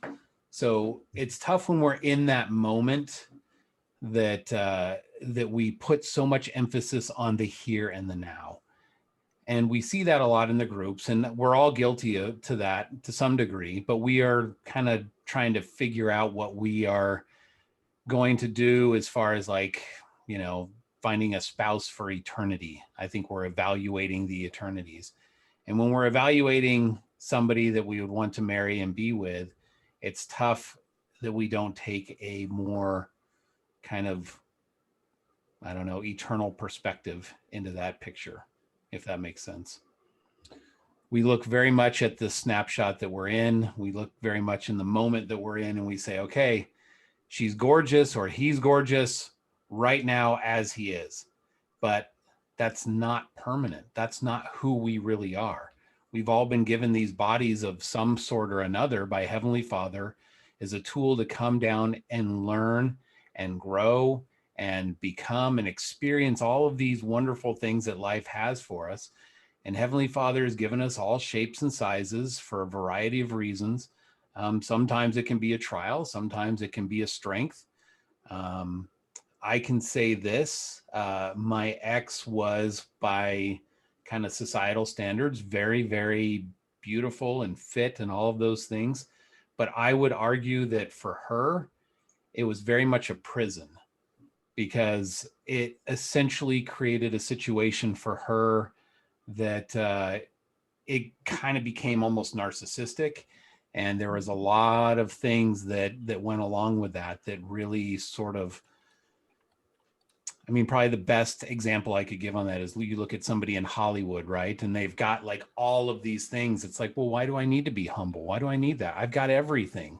Like, look at me. I am amazing. I've got the world at my feet. I don't need to be humble. I don't need to play by the rules. I can lie, cheat, and steal. It doesn't matter because everybody wants to be me. And that's a tough situation to be in. So, yeah. I like what David said. David was saying that he's kind of quoting the movie Shallow Hal. Do you remember the movie Shallow Hal? Oh yeah. He's kind of quoting that because it's true. I've met some very beautiful women, and then you get to know them and you're like, ugh, I thought you were good looking at one point, and then 2 weeks later you're like, you don't look the same, because you got to know the inside, right? And I think that's very true. And that's part of the reason I just get so frustrated sometimes with that's with the dating world. And I know it's not like I need to interview for a position or something, but have you ever been in an interview where you're like, if you would just give me a chance, I could fit this role so well. This is the best job for me. And sometimes I feel like that with dating. If you would just give that person a chance, if you would just listen to who they are and not just judge solely on what you see on the outside. How many times have you met someone and something about them changes as you get to know them? You see this spark of something that is so attractive that if you would have just walked by them, you would not have seen, you would not have known. I've had that happen to me. Opposite is true too. You see or the opposite, legit gorgeous, and then I don't know. So when I was and they're rude to the waiter. They're legit gorgeous, and then they're rude to the waiter or something. Or yeah, you're like, they make a comment like, you're like, what the uh-oh, yeah. I gotta go. Well, and I think we do this. We totally do this to ourselves too. Okay, this is probably gonna be a little bit of a hot topic. Go for it. If people don't like me, then I am sorry, but Bring it. Maybe it doesn't need to be said, but I'm just gonna say it anyways. And Bring it. When we, so since I've just been lurking for a really long time on all of these sites until just today, I watch to see what the responses are when people introduce themselves for the first time. And I mean, I've watched and like not literally taken count, but there seems to be a bit of a pattern that I've seen in how people respond, or how many people respond based on who it is that's saying hello. And this is for girls and for guys, by the way. If the person looks really attractive, there are a lot of responses, like if the guy's super hot, tons of girls respond. And if the girl is like gorgeous, beautiful body, super fit, nice boobs, all that, loads of responses. And I like go to their profiles and check out the people and all the things that they say. And part of it is just because I find people fascinating, and I maybe missed my calling and should have gone into like sociology or something, but I just think it's interesting. And it's not that I don't think it makes sense. It doesn't make me mad or anything, but it's fascinating to me that there are people who will go on to these groups and they share this really cool stuff about themselves, and they seem really cool. And they don't get as many likes. They don't get as many responses as those who have that physical, like worldly standard physical attractiveness. Even if their posts aren't even that long, even if it's just like a, hey, I'm new and thought I would say hi, and they, post a bunch of pictures that are really beautiful, they'll get a lot more responses. So I think that we fall into this pattern all of the time. And we kind of do this to ourselves too. When I first got on the single scene, I gave myself a year. I am a strong believer in giving yourself time after a divorce or a really long relationship to kind of figure out who the crap you are. I didn't know. I needed a new perspective on myself as a single person all of a sudden. And then I started dating again, and I like went to mutual. That was fun. It's still fun. I think it's hysterical, but there was this guy, and he was in Kansas City, which is only 2 hours away. And holy Hannah, he was gorgeous. And my friend was with me, and she was looking at mutual over my shoulder because she wasn't ready to take that kind of a leap. It was kind of new. And I was like, but look at this guy. Like, I read through all the things that he loved, and it was things that she loved. And she's beautiful. This girl is gorgeous. She's done so many amazing things. So I contacted him, and I'm like, hey, I'm in Kansas City, and I'm with my friend, and she thinks you're cute, but she's on mutual. Here's my number. Give me a call. I never do this. And I don't really ever do this, but I did that time. I gave him my number, and he didn't ever see, like for a week, he didn't see it. And then he called me, and I was like, oh, hey, so yeah, that was my friend. He's like, well, can you describe it? Like describe your friend. I'm like, well, she's really pretty. She has beautiful brown eyes and dark hair, and she loves life, and she travels all over the place, and she's funny and kind. And he's like, I feel like you just described yourself. And I was like, oh yeah, I mean, I'm all those things too, but I'm not your body type. You wouldn't be attracted to me. And anyways, like a month or so later, we continued talking. It never worked out with my friend, but he and I continued talking. And he called me and said, hey, I'm coming to Manhattan to visit a friend. And I was like, oh, you should stop in and see me. And he's like, Lotus, you're the friend that I'm coming to see. And I was like, well, I'm actually going to come to town to meet you. So I went up to Kansas City. He came to the house where I was staying, and I felt amazing. I was like wearing this super cute outfit, and my butt looked amazing, and I loved my new jeans. I did my hair and makeup, and I come out into the living room where he's waiting for me, and he's like petting the dog. He stands up and he looks at me and he said, you're bigger than I thought you would be. And I was like, hey, that's your inside voice, dude. That's not, you're supposed to be your I know. And I was like, voice. I looked at my friend whose house it was, and I was like, what do I do? Do I go on this date? Because seriously, no, you don't. You turn no, around. I did. I did go on get out of my house. I went on a date, and I instantaneously assumed that was it. We were just going to be friends, you know, like he already put me in that category, and I had a blast. We had so much fun.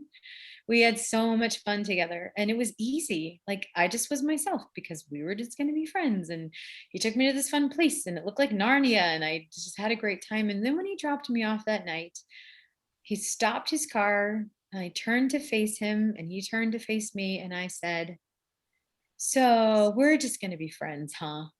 And he was like, "Yeah, of course." And I was like, "Okay, cool. Can I ask you a question? Do you think that I'm attractive?"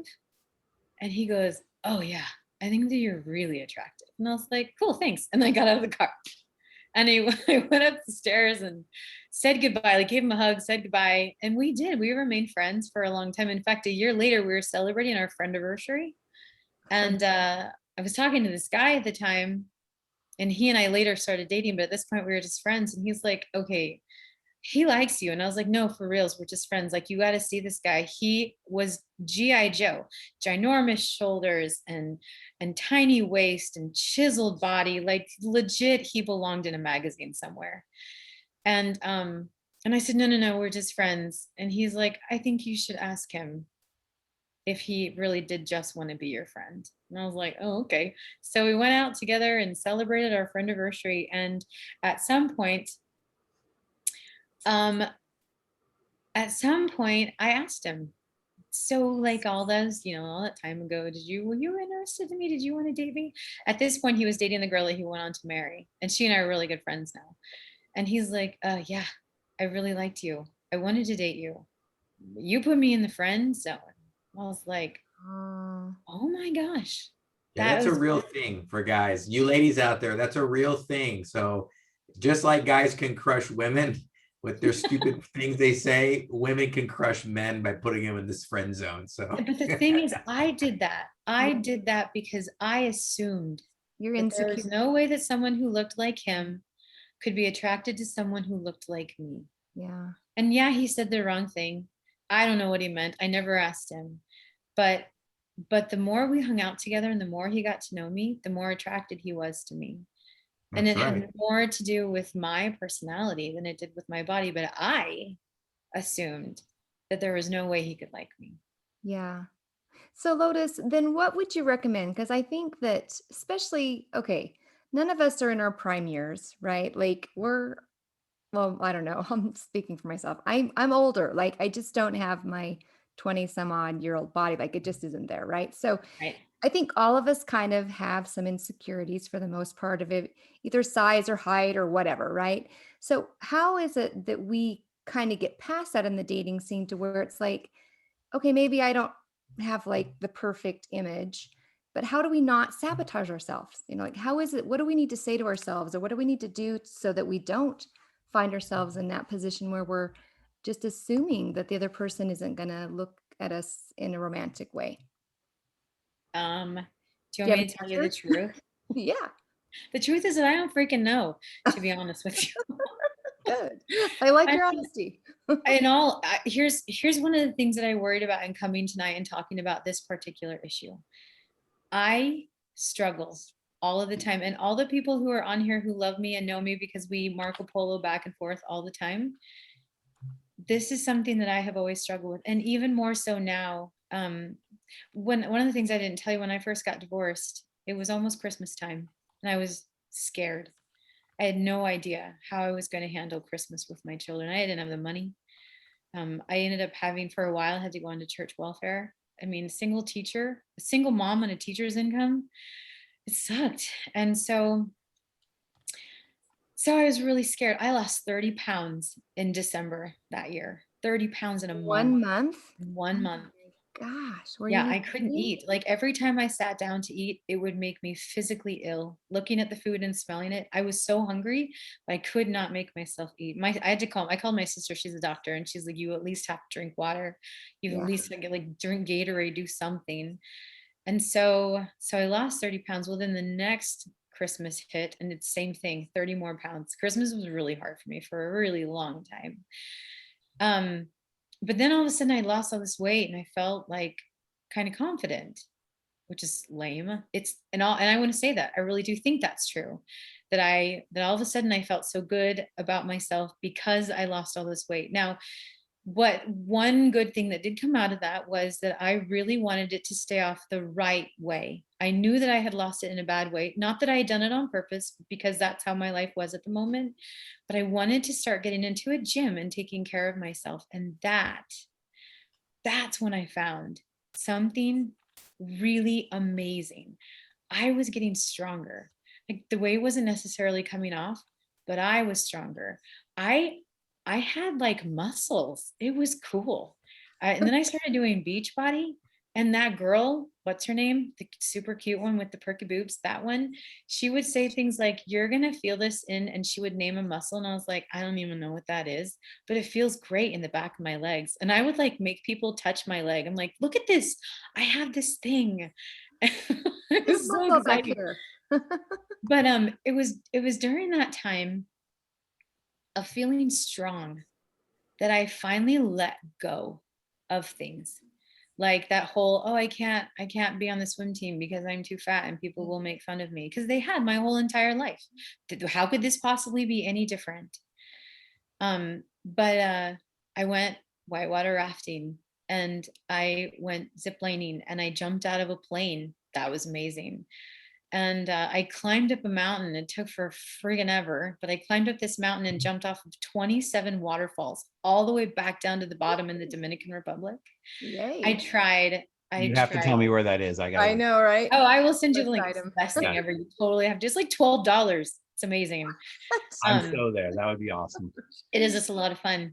Actually, that's another good side story. But it's for me, like right now, I'm struggling with my body because I've gained weight, because I'm having some health issues, and my doctor won't let me work out until we resolve these things. So I'm taking a lot of supplements and trying to get my iron count up. And once that's fine, then I'll be able to get back at what I was doing a year ago.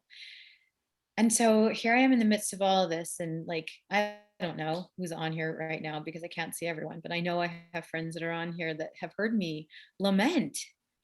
And I finally just got to the place where I was like, okay, I can't do this anymore. It's not fair to me. And it's certainly not fair to my Heavenly Father, who created this amazing body. And I might be frustrated at it right now. And I might feel like my body has somehow let me down because of the illness that I'm facing. That is totally fine. Like in a little while, it'll be fine. But it's not cool what I'm doing. So I've really started to work on, what am I grateful for in my body? What am I grateful for in my soul? And one of the things that I've learned about that whole mission president statement, no good Mormon boy will look at you twice if you're fat. The real answer is no good Mormon boy will care. That's the real answer. I mean, if I take care of myself and if I am healthy, which I'm working on, then that is the most important thing about me. And if somebody can't see that because all they want to do is look on the outside, that is not on me. That's on them. And it's sad that that's on them. And they're going to miss out on something amazing. And I'm not just talking about me. There are loads of people who are incredible, women and men, who don't get a second glance for various reasons that are very external. That's not on them. That's on someone else. Like, yeah, work on yourself, of course. Love who you are. Yeah, try to be your best you. Be your best you. Yep. Exactly. So let me ask you a question. I just want to kind of throw this out there a little bit because I've seen some comments along this, and I want to play devil's advocate a little bit. Okay. How much do you think, or do you think at all possibly, that looks should come into the situation or into play when you're considering somebody to date? Maybe even long term. Play. I mean, they do. They come into play.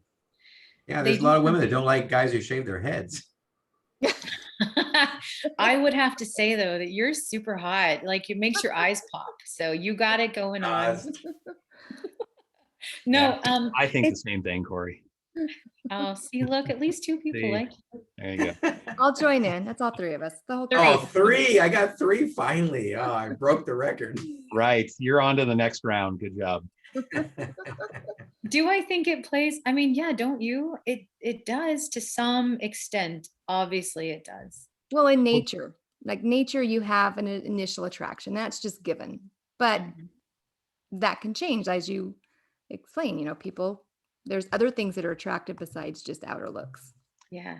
So No, the reason I asked the question is you made the statement that no good Mormon boy should care, right? Because I've heard this before. And again, I'm just playing devil's advocate. So I'm kind of, you know, it's great to come on and say weight should not matter. But we all know, if we're being honest, that to a lot of people, that is an important topic. So to say like, you know, if you're not attracted to somebody just simply because of their weight, then you're not a good Mormon boy or something like that. I've heard that before, right? And I've heard people say like, well, you're not worthy of your priesthood even if you look at weight and things like that. And my general feeling, this is kind of, again, more according to Everett, that what if Heavenly Father gave you the exact body type to attract the exact right person for you, you know? And so maybe your body type is specifically designed for the right reasons. And so if somebody were to say, I'm just not feeling that, maybe that's an okay thing. I mean, I think that that happens, but do people actually give it the opportunity that it needs, you know? Like, so I was recently dating someone, and that kind of was where we went. He and I, like, we just recently ended, but part of it was because there wasn't an attraction there, but not because we didn't try. We did. Like, we gave it a grand effort. And when it came to an end, like, it kind of stung a little bit. Like, my pride was hurt a tiny bit, and probably his as well. um but but like, there was this effort that was made to find, to like, to see past just one aspect of who a person is. For example, this is one of the things I've thought, so maybe I'll play devil's advocate for just a second. Everett, you can tell me what you think Okay, about yeah, this. go ahead. So let's just say that that there's a man that a woman's interested in dating, and this particular man struggles with, I don't know, like, let's an addiction to pornography.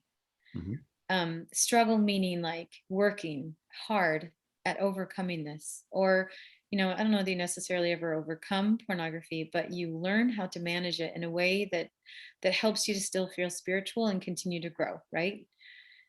But it's hard, and it's a battle.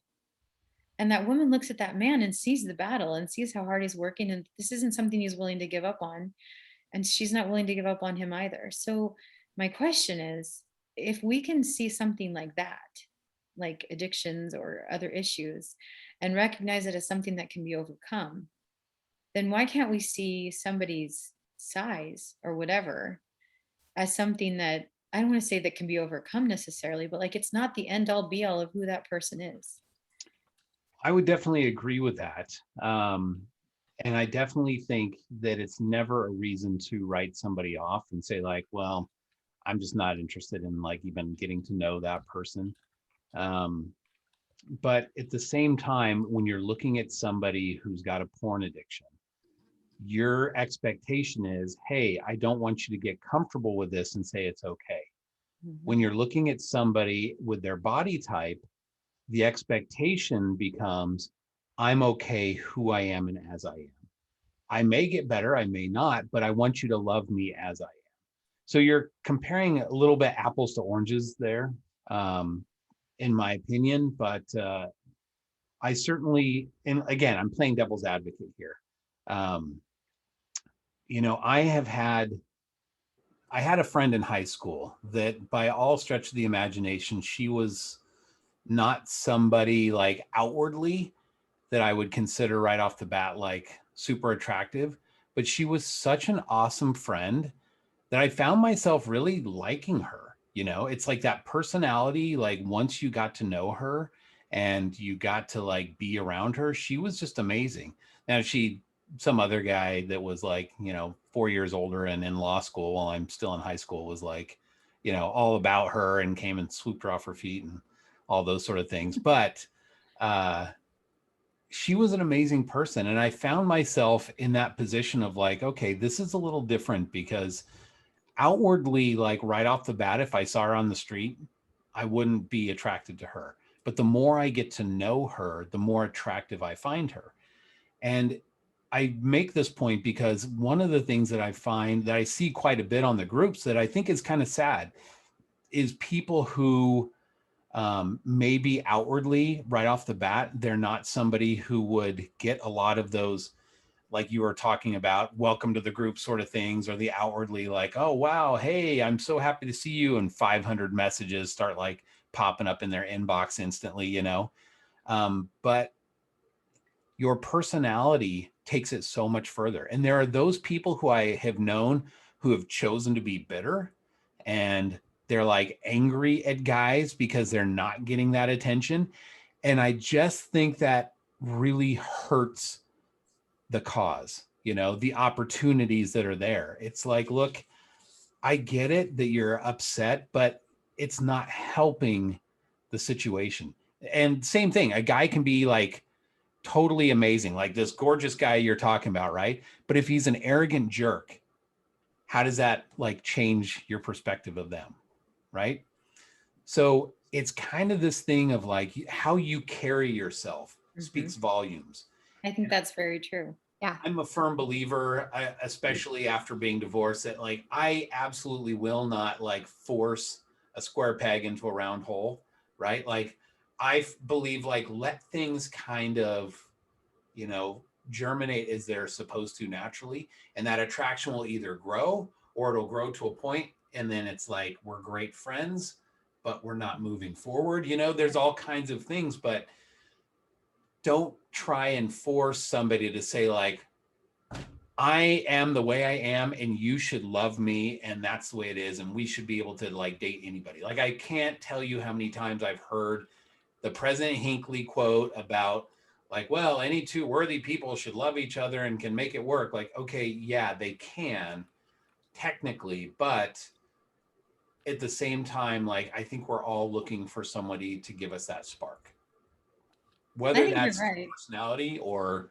whatever that might look like for the individual.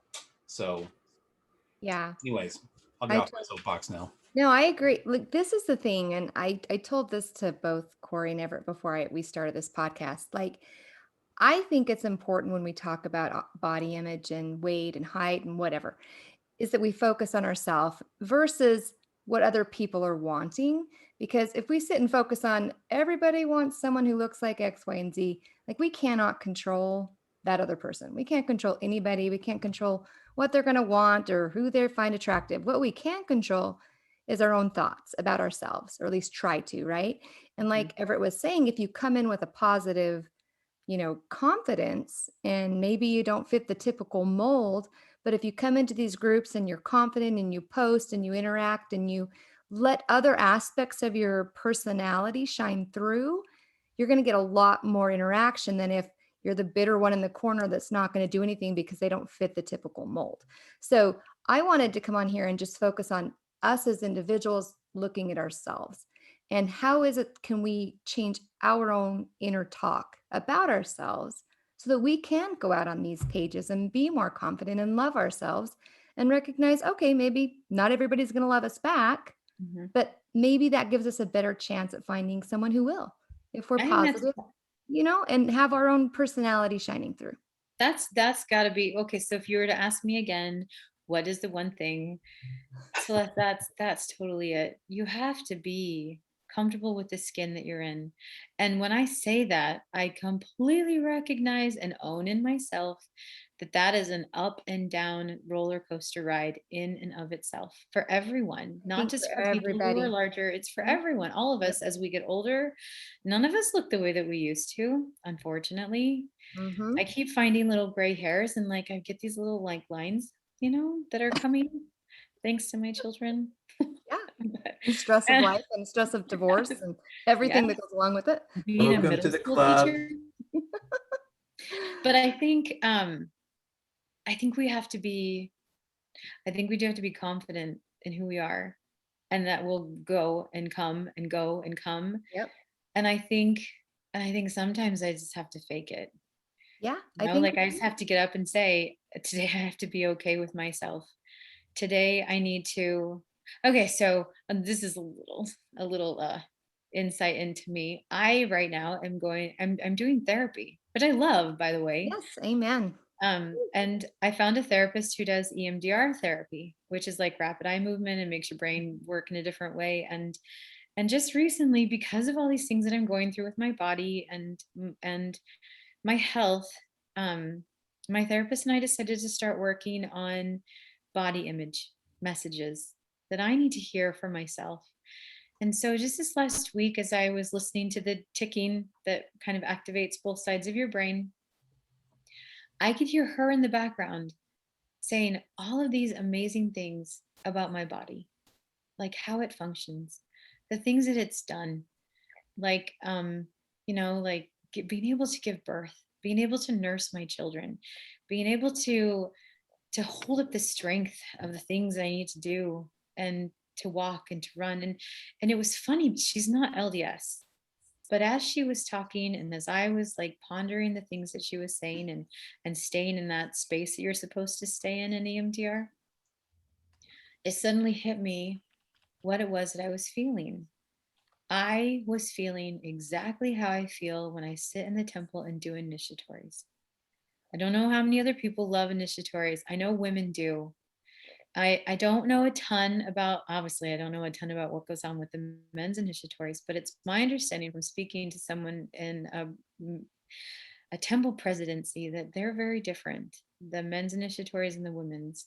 And what we hear is such a beautiful reminder of everything that Heavenly Father has created us to be, from literally head to toe. Yep. And all that we can achieve with the bodies that we've been given from the inside out, from what our bodies do for us, to what they do for us to make children, to what we're able to handle and bear, the burdens that will be placed on us.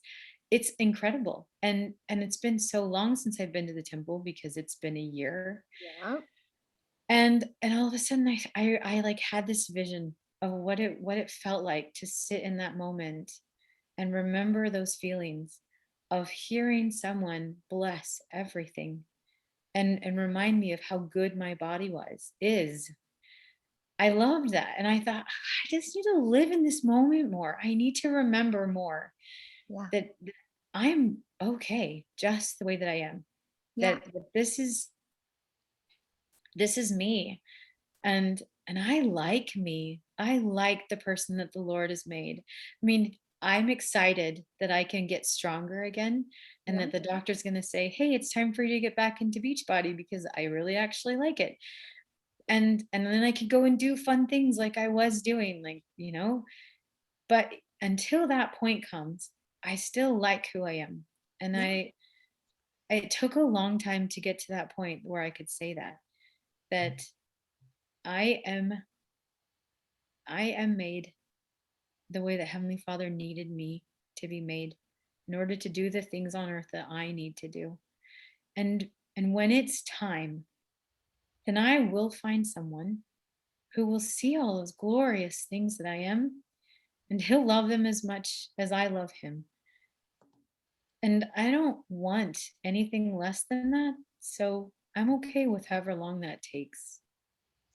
Yeah, I truly believe, I'm a big proponent that if you're confident in yourself and you get into a situation where you're maybe dating somebody or interested in somebody and they just don't reciprocate, that you've got to be okay with that.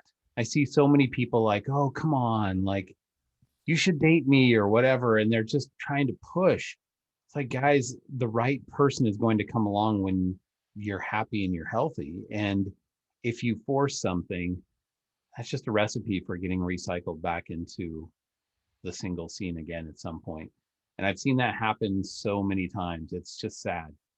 I just really believe if you're happy, you're healthy, and you're interested in somebody and they're not reciprocating, okay, they're not the right one for whatever reason, whether it's because if you find some guy, right, and he's like, sorry, Lotus, I'm not attracted to you that way because of X, Y, or Z, right? Maybe it's your weight or whatever. okay, not the right person, move on, but still be happy with yourself. Because like you said, Heavenly Father's given you a wonderful body. I mean, it could be so much different. It could be so much worse.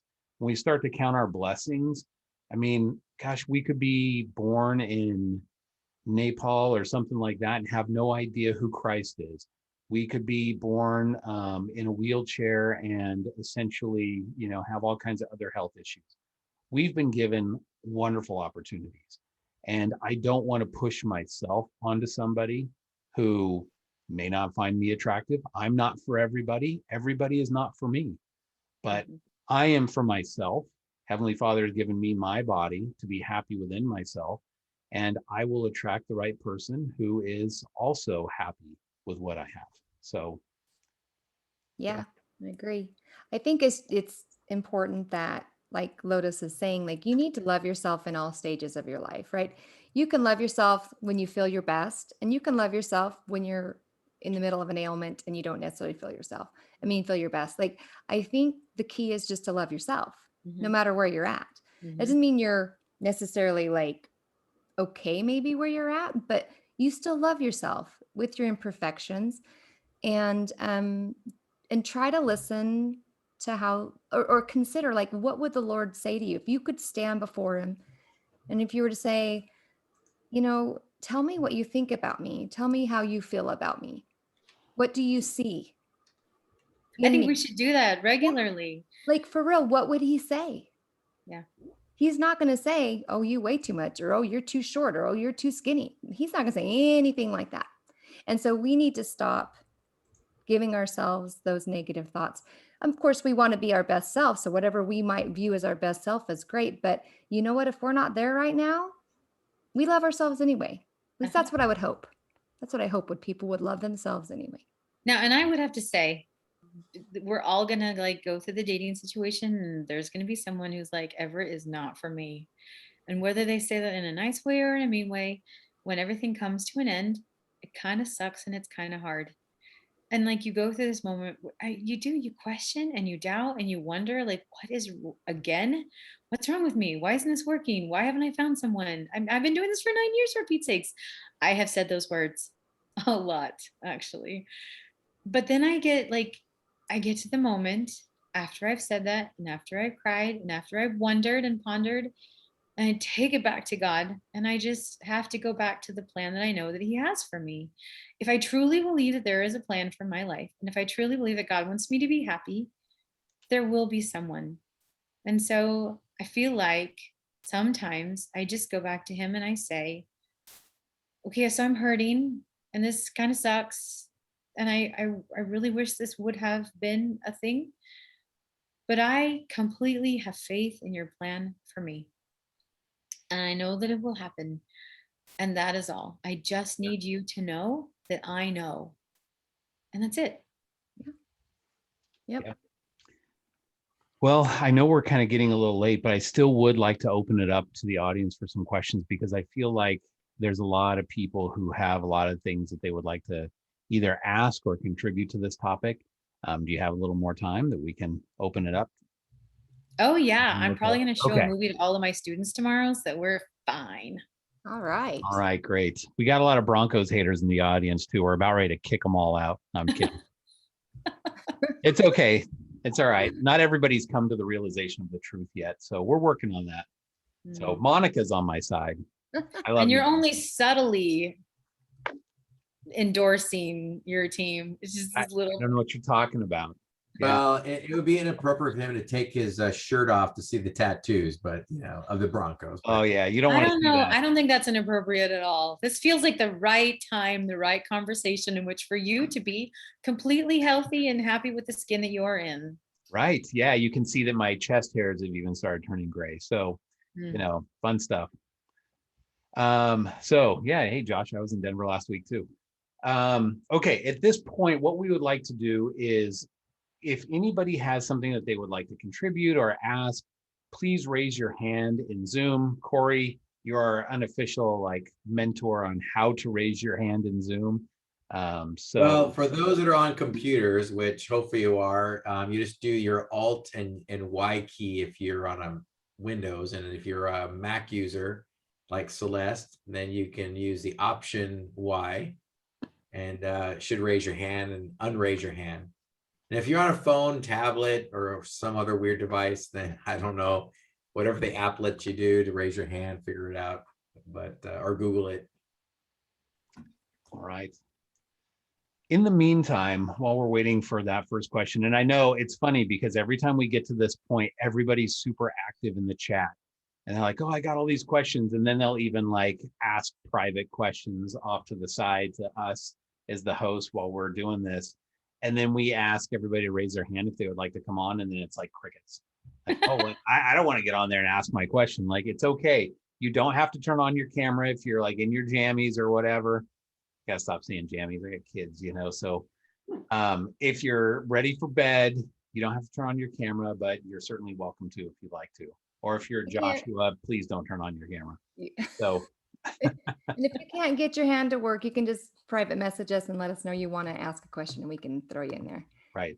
Yeah, but we're gonna let everybody know you couldn't figure it out. How's that? No. Right. So we have Clark. Clark's first. Clark was first. Come on, buddy.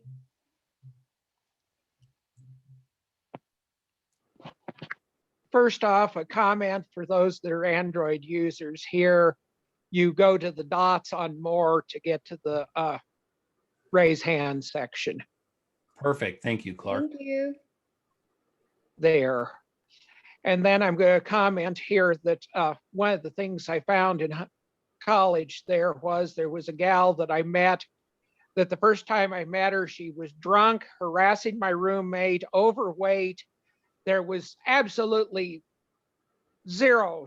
She was absolutely totally repulsive at that point. 4 months later, after I got to know her, that was a complete and total change, but it took time. It took exposure there. It And wore you down. Well, I think that just goes to show that it's not just visual looks that are attractive. Like there's personality, there's outlook on life. There's someone who might have been through so much and they've recovered and you find them just like amazing because they have that inner strength.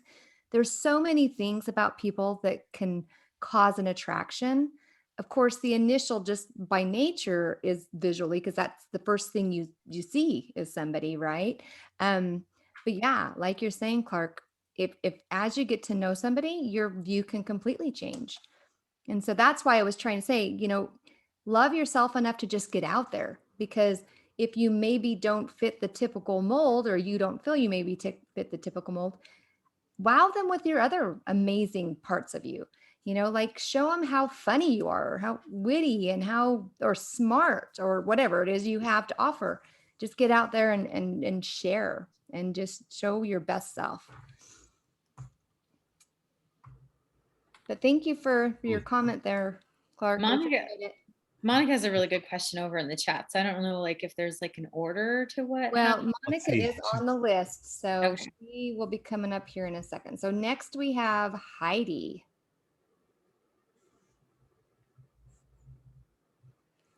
Hey there. Hey, I'm wearing this just for you, Everett. Awesome. Okay, different Broncos, but we'll take it. My son said these are the only Broncos worth watching. That's awesome. Tell your son he doesn't know anything about football. There you go. Sorry, I had to throw that out there. He's listening to you in the hallway.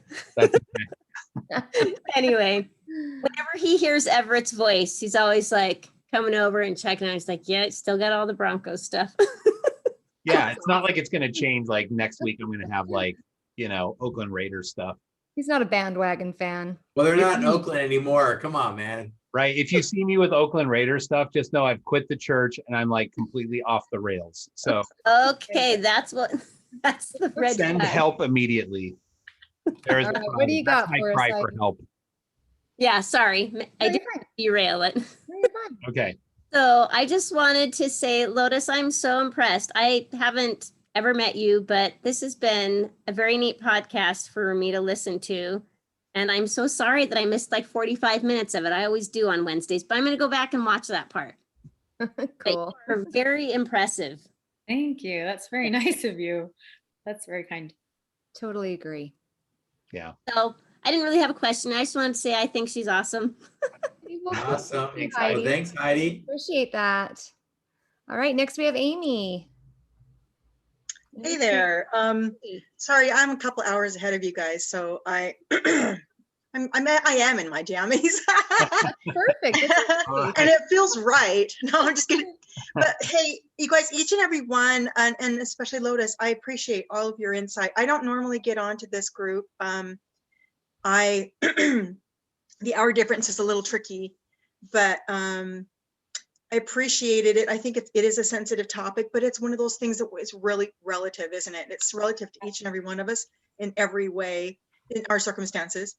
But one of the things that I noticed that we didn't really touch on is something that's I'm kind of going through with the process of being single. I've been single for about 11 years and I always say I've dated enough to write a bestseller, you know, and all over the globe. So it's like, man, I could just bring it on and like the stories will just keep flowing and the nonsense. But you know, each and every one of us has all of these crazy experiences as singles, and we're learning so much. And mostly we're learning so much about ourselves. And that's really what it's all about.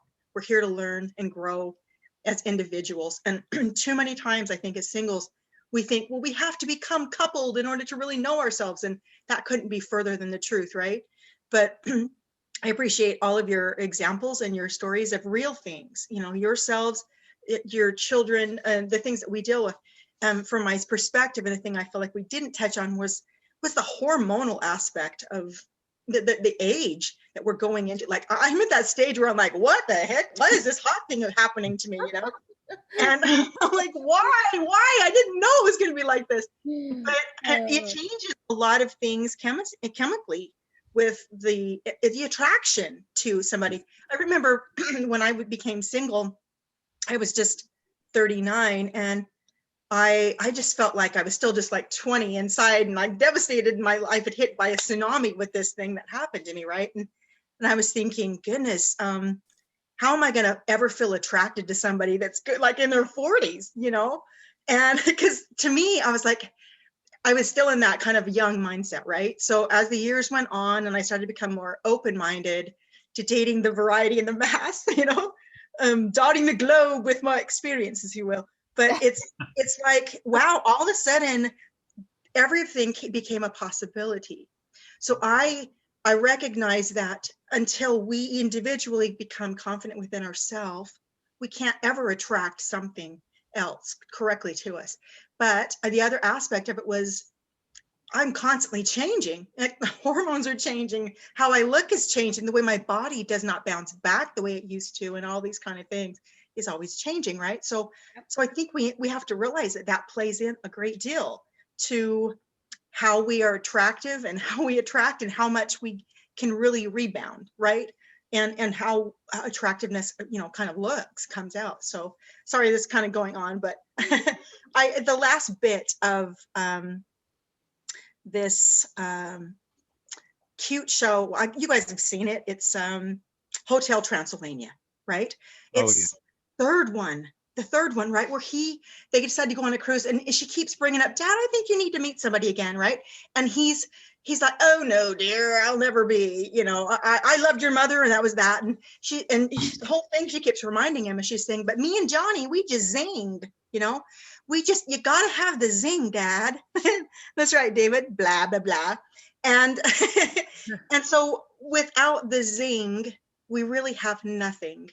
And so that's really what I'm always trying to look for, is in the communication, the connection, and yes, to a certain aspect, a physical attraction of something. Maybe it's a smile, maybe it's just this kind of confidence, the way he carries himself or whatever, but you gotta zing. It's just, it's absolutely, forget it, just hands down, you can't live without the zing, right?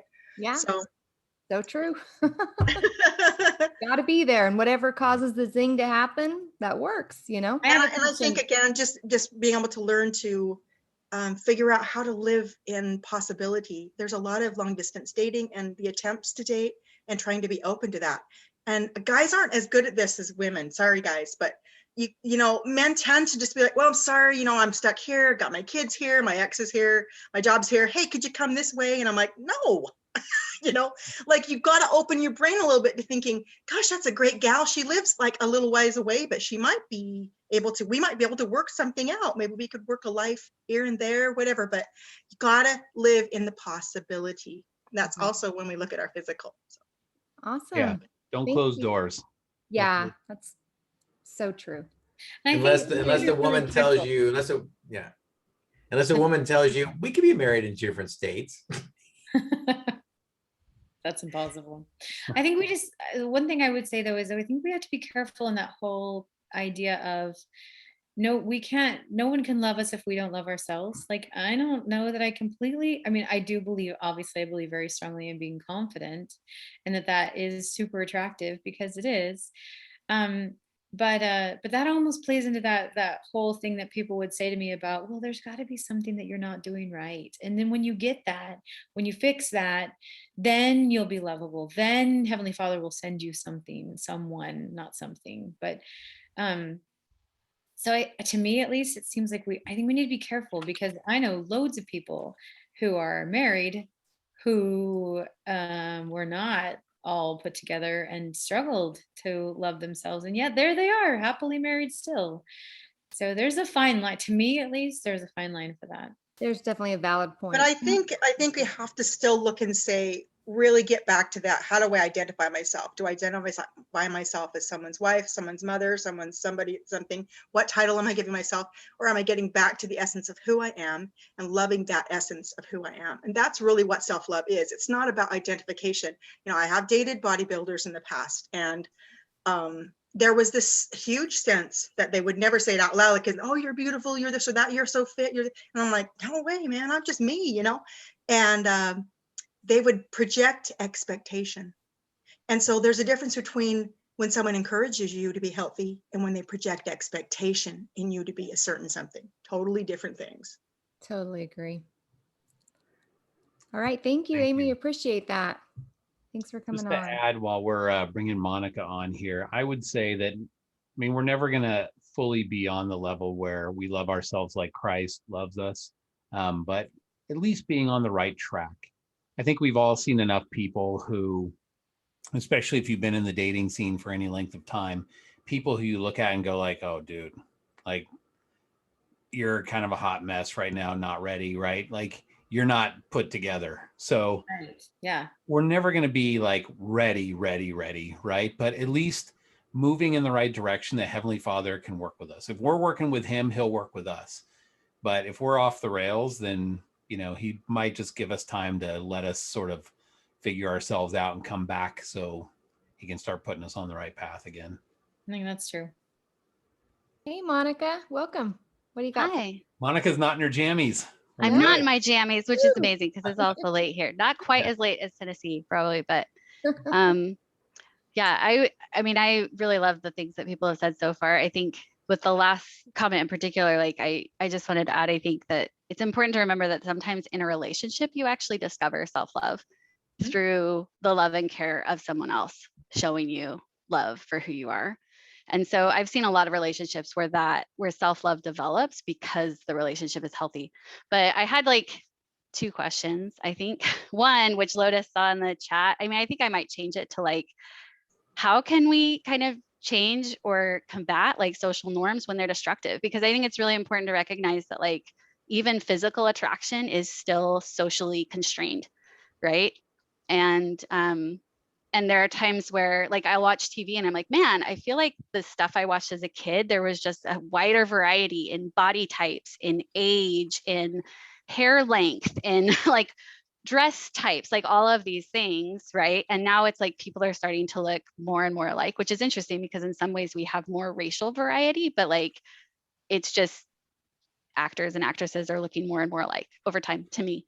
So it's things like where we're kind of being taught that like beauty is a certain thing, and that can be really unhealthy, I think, for society over time. But like, what do we do about that? Like we could say like, okay, in your own relationship, like do this, do that, have self-confidence, go forward. But there's a part of me that, especially like as a parent, just wants like, I'm like, I don't want my kids growing up in this world, right? Like I had a niece who, when she was 6, was telling us like, I'm too fat. And she has like severe body dysmorphia, right? She grew up in LA. Like I don't know. So that was one question that I had. I think this, Monica, first of all, I adore you. I adore you too, Lotus. By the way, she's coming to see me in May, so you can all be jealous. I'm super excited. Okay, so I, in preparation for all of this, I started to follow the Beauty Redefined girls. They're members of the church, I believe. I'm not sure. I think that they are the two twin sisters, the Kite sisters, or and I found their book. It's called More Than a Body. It's phenomenal. And actually, Monica, it addresses a lot of what you just said, and the way society has taken us down this road of what is beautiful. And the chapter that I'm in right now is actually very interesting. It's talking about 120 years ago. 120 years ago, back in the early part of the 19th century, well, I guess leading up to it, the actress that was the most renowned, performer, she was in her prime when she was the most famous person in the United States performing and acting, was 200 pounds. So I went up and I like looked up pictures of her. She's beautiful. She's absolutely beautiful. And people praised her for her body and her talent. She could sing, she could act, she could light up any stage. And she wasn't like that. Her size at that point in our society was totally fine. Here we are 120 years later, and it's not the same thing. When you look at who our actresses are and our actors, especially the actresses, they age out a lot sooner than the actors do.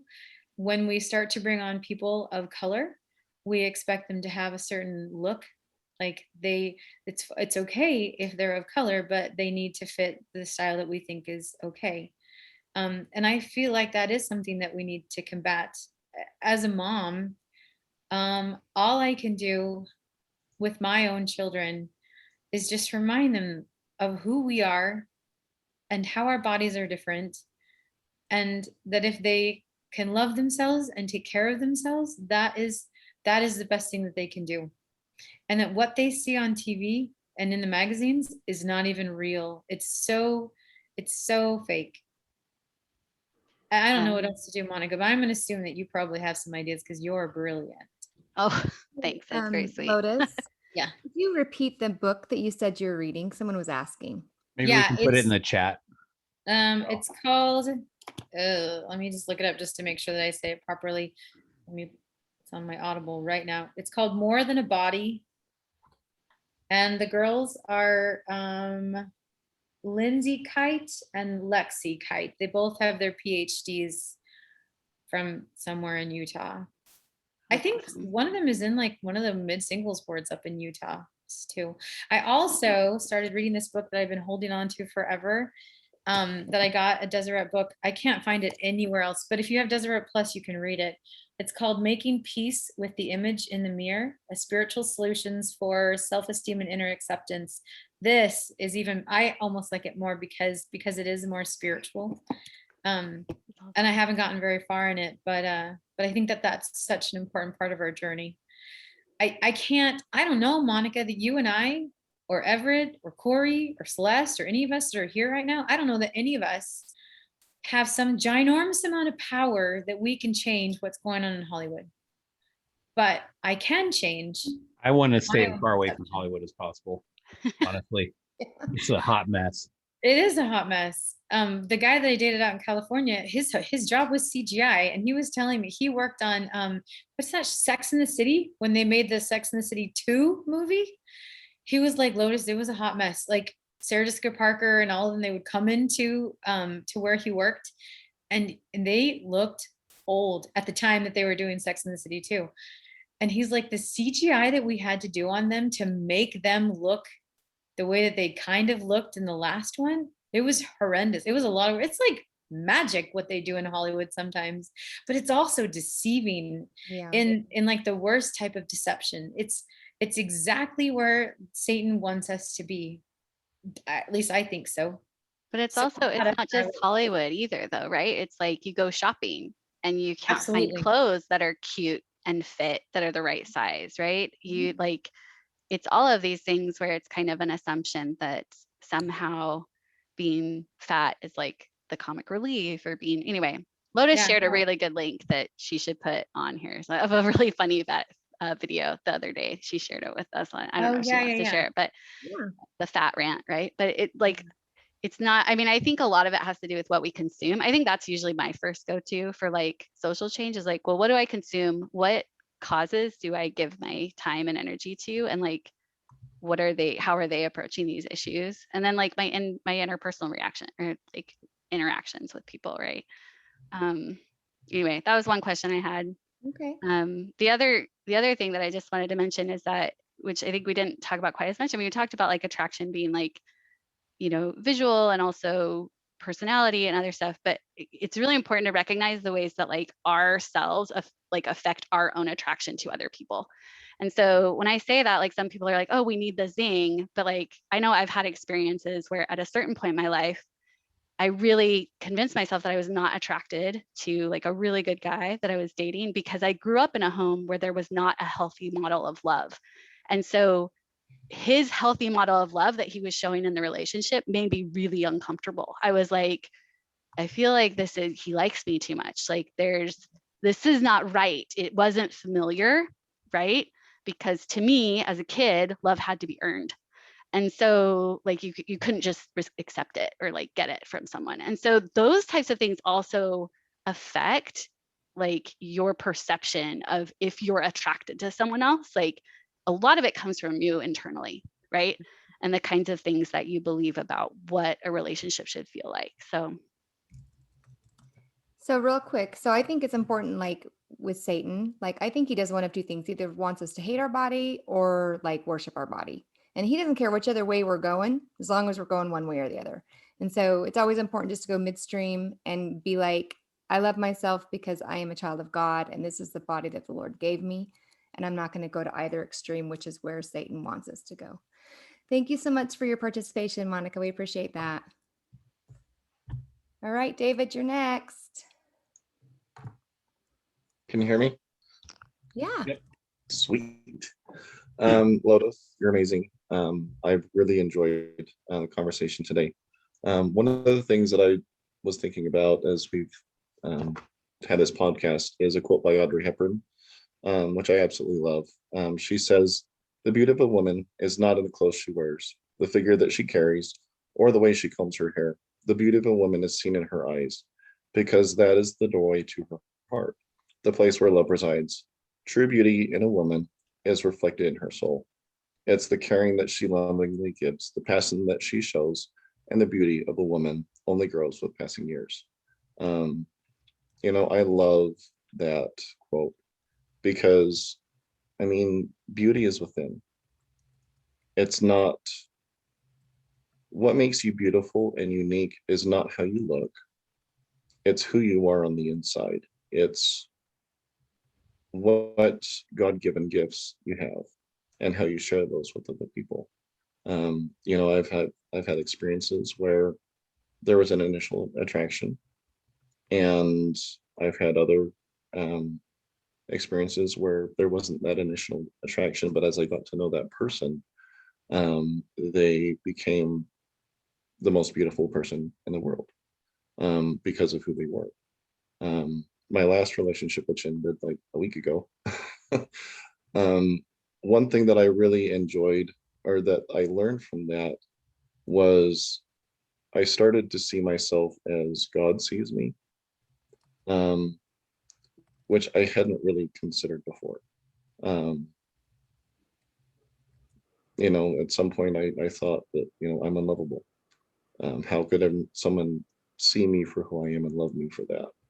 And she helped me change my perspective. It's not about how I see myself, it's about how God sees me. And once I understand that, then I'm able to I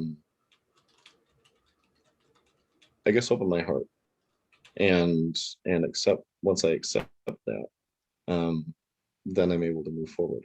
I just love your thoughts on that. Oh, can I say something? Absolutely. I think he's asking you. So yeah. Yes. No, you can't say anything, Lotus. Nope, not a word. Yeah, not allowed. Okay. It's not about me. Okay. Thank you, David. David, I've known him from Marco Polo groups that I've been in with him, and I have always been amazed at the person that you are. Oh, I think it's true that sometimes through relationships we can grow just as much as through relationships we can feel completely crushed and destroyed or gutted, really gutted.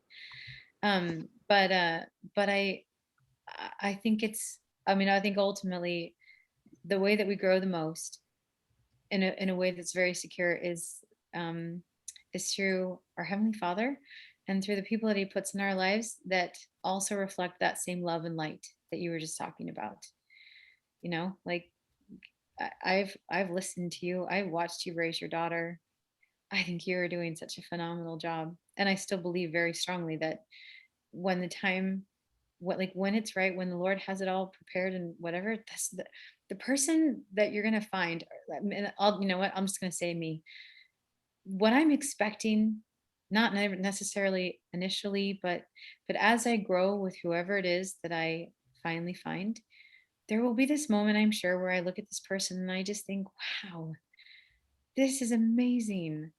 And in that moment, I hope that I can think back and realize I would have waited 1,000 years for this moment. okay. Yeah, And I think that's very true. that's awesome. Absolutely.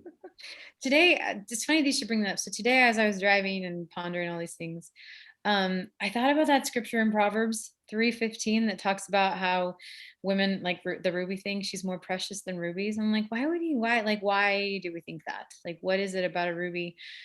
And I have no idea. Maybe that's like Everett. This is the gospel according to Lotus. I have no idea. This is my interpretation.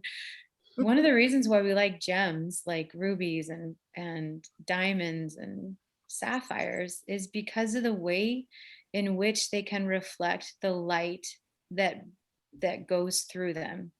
It's their brilliance, right? So to me, that's part of it. It's allowing the light that's within you to shine clearly and radiantly. Absolutely. Oh, I love it. I just have one follow-up question, and thank you. Just really quick though, we're like super over time, but go ahead. How do you, we've talked a lot about attraction, physically and personality. Like, what do you find attractive? Who, me? Mhm. Okay. I mean, the most important thing for me, I want someone who loves God the way that I love God. That's probably the most important thing. That has a zeal for life, that wants to go out and like see things and do things and experience things and like serve people with love, share the gospel, laugh. I don't know. I think that's probably for me the most important thing. I do enjoy my health. I love it when I can do things, and I want someone who wants to do things with me. I'm a super extrovert, so I don't expect to get another extrovert because that might make me feel like, I don't know, kind of. You'd be competing. They would be competing with me in my life. Yeah. But He's the most outgoing. You're like, every time we go to a party, you compete with me. Thank you, David. We Thank you. appreciate it. Yep. All right, we're going to do Alexia and then Brian after Alexia, and then we're going to stop at that point. So go ahead, Alexia. I'm nervous about Lexi. See what she comes up with. I know, right? She texted me. She's like, I'm sorry. I have no idea what this is. Is she coming? I said unmute, but she's not answering. Hello. Oh my God. Oh my gosh. That is awesome. You're still muted. We can't hear you. We can't hear you. No, he can't touch the mic. Yeah, it was taking a long time. So here's my question. So we talked a lot, and Engelbert was talking a lot about how there's different attributes that we feel like we have to change. And then there's different attributes that we feel like other people should have to accept. How do we draw that line, and where do we find that boundary that's not just on an individual level, that might be on, not even on a societal level, but something that we want to look at a little bit more deeply and find a direction we move towards where everyone has that same kind of objective. We'll just open that up to the group. Oh, First and of all, I think you missed a spot. Jalupa. You need to like clean a little bit more behind your ears. There's like a dirt thing. You got me. Did I get it? There you go. Now you're good. Oh Is my Lexi in there with you? I still want to throw out a body shaming comment right now, just because it's in the shower. Don't do that. This is all about not body This is all shaming. Right, I know. That's why the shower is. This is it's perfect. I think it's awesome. But go ahead. Well, thank you, Celeste. I appreciate that, but I am otherwise occupied, so you just better stick with Engelbert. Oh. All right. No, I mean, but a legitimate question, though. I mean, where is that line between somebody must accept us how we are, and I need to make some personal change in order to be a better person? I don't think we should expect anyone to accept us how we are. Like, it doesn't matter. I think that's up to someone else. That's their choice if they're going to accept us or not. I just feel like we just need to present our best self and love ourselves. And then whoever will accept us, then that's good. Like, we don't want to try to force someone to accept us, right? Like, who's going to? Right. And I'm not saying that. I'm not saying that. But I'm trying to draw a parallel back to the discussion about wait a little bit. My eyes are up here, Celeste. When back to the conversation about weight and that where, like, yeah, this is something that you just have to accept in somebody. But if there's other, like the addiction to porn, that's something that needs to be addressed. I mean, these are two aspects of individual people. And one, in this conversation, we've said people needs to be accepted. The other needs to be handled. Addressed. Managed. I'll say that obviously, probably a good portion, if not all of us here, have been through counseling of some sort or another, whether it's couples counseling or personal therapy afterwards or what have you. Whenever you go into couples counseling, rule number one that they are always going to lay down is you work on yourself, they work on them, and you don't try and fix the other person. That's right. So, if you apply that, I think you're probably, right most of the time. And the truth is that if you're thinking about getting into a relationship with someone, you just have to accept them as is. Now, if you don't, if you think, not 47 seconds ago, you said the opposite. Let me finish. If you're willing, you have to be like, I'm going to accept you for who you are. So if there's certain aspects about you that I can't accept, then I need to move on. Because you can't go into a relationship saying, he's got to change X, Y, and Z, and he'll change when I get married, or I'll make him change when we're in a serious relationship. No. Like, you have to accept them as is. So if you can't accept someone who has a porn addiction or has struggled with that, then you just move on. That's my thing. I don't think you should ever expect someone to change for you. Now that's an interesting point. Would there be anything wrong if you're at that point in the relationship to then go to your partner and say, listen, here's my struggle. There's this, and this that you do. It's the socks on the floor, and it's the body's buried in the backyard, whatever it is. And I'm gonna leave. I feel like I need to leave because of this. Because I don't think you can change.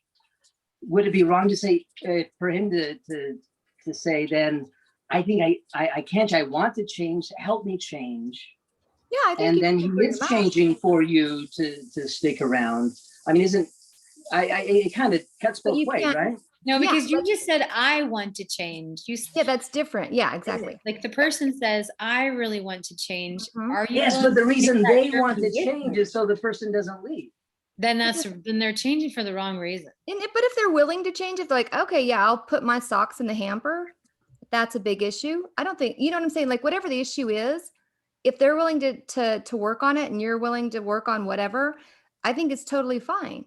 But you can't expect, but in bringing it up to them, though, change. Huh? In bringing it up to them, isn't that just the thing that we're cautioned about not doing, about saying that we're not accepting them? If we bring up, say, here's these things, instead of just the leaving, if you bring it up and bring that opportunity, that's essentially the same thing as saying, this needs to change or I'm going. Almost in an ultimatum type way.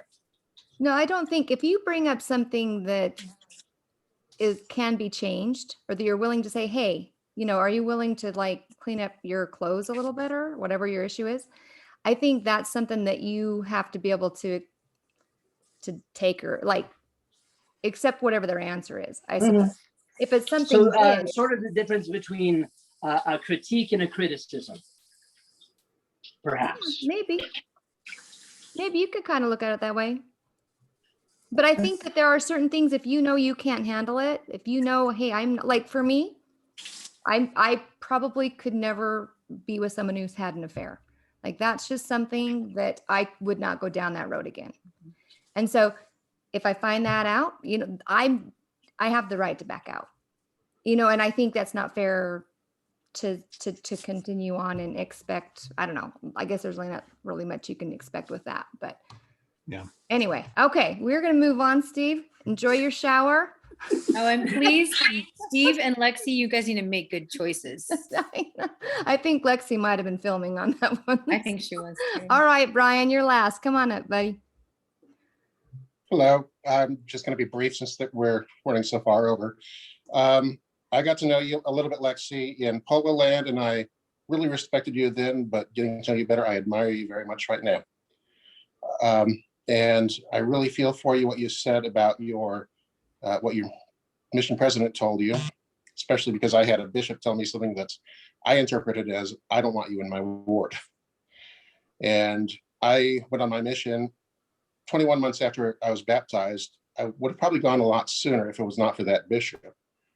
But I was curious, how long after baptism did you realize you wanted to serve a mission? How long after baptism? Yeah. Let's see.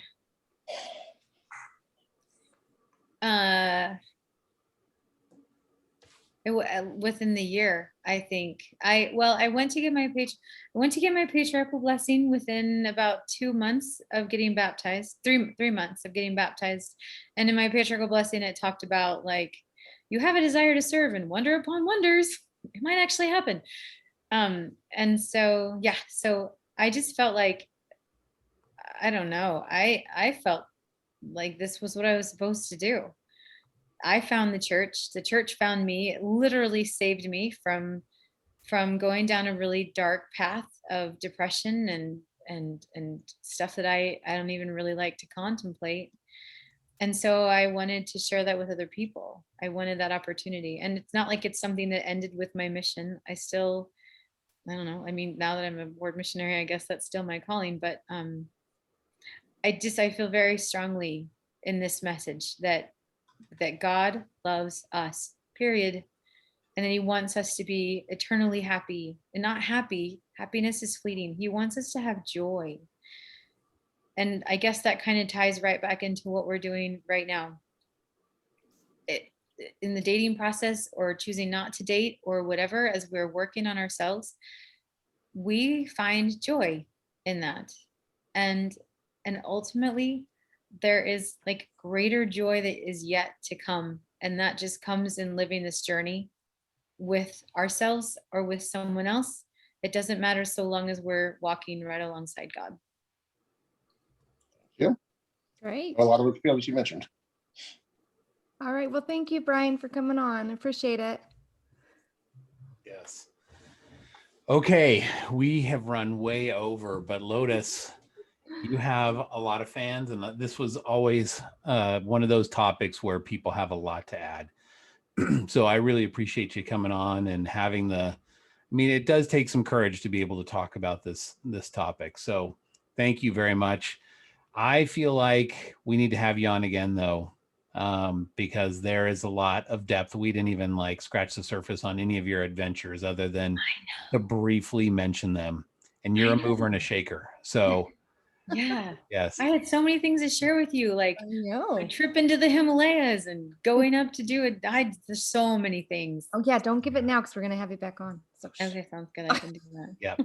You guys, thank you so much for being willing to touch this topic. It's a hard one. I have to when Celeste told me on Monday that this was the topic that you wanted to discuss, it took a hot second for me to really ponder this We because just I know chatted on the phone and it was all better. Just had a little it was. chat. Well, I mean, no, actually, just so you know, it was not better. Like I had to talk to Lexi. I talked to my friend over here in Manhattan. And what's ironic is that here I am working on this in myself and really coming to this place where I am okay with me again, however I am right now. And my friend just said, you know, Lotus, I think this is very serendipitous. It's very heavenly. It's inspired that this is what the conversation is. And more than anything, I didn't want to come on here and like represent everyone because I don't know everything. And my journey is constantly up and down with myself. But I'm glad that we did this. I'm glad that we talked about it. And I hope somebody got something out of it. I know I did. Yeah, I think there was a lot of comments. I think a lot of people got a lot of good out of it. So yeah, do you keep the comments, Everett? Because I didn't get to really read them. I was so focused. you can scroll on your own. You can scroll through it. Yeah, but I feel like on Zoom you can But they like don't. save them, right? No, they aren't saved. Oh, mine do. Maybe it's because I'm on an educational account. Oh, I don't know. Maybe we don't know how to I'm not sure. do that. I don't know. Ours don't I'll say- play around with it if you'd like. There's a file button there next to where you can type. It says file and you click on it. I think you can save it out. The host can, yeah. Oh, okay. Yeah. Or the There you co-host, go. yeah. Oh, I see it. I got it. Everything. Save chat. Oh, we can save it to our own computer, our own. Oh, that's awesome. Yeah. I guess so. Sweet. Hopefully somebody can do that and they can send it to me. I mean, I might be a teacher, but I don't know everything. Don't tell my students I said that though. Yeah.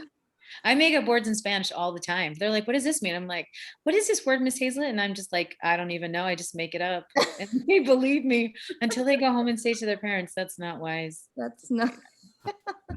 Well, we're just about to into the after party, I believe. So Yes. So I will just say to kind of wrap it up, thank you again very much for being on. It's been great to get to know you, even just a little bit. Like there's more. There's so much more.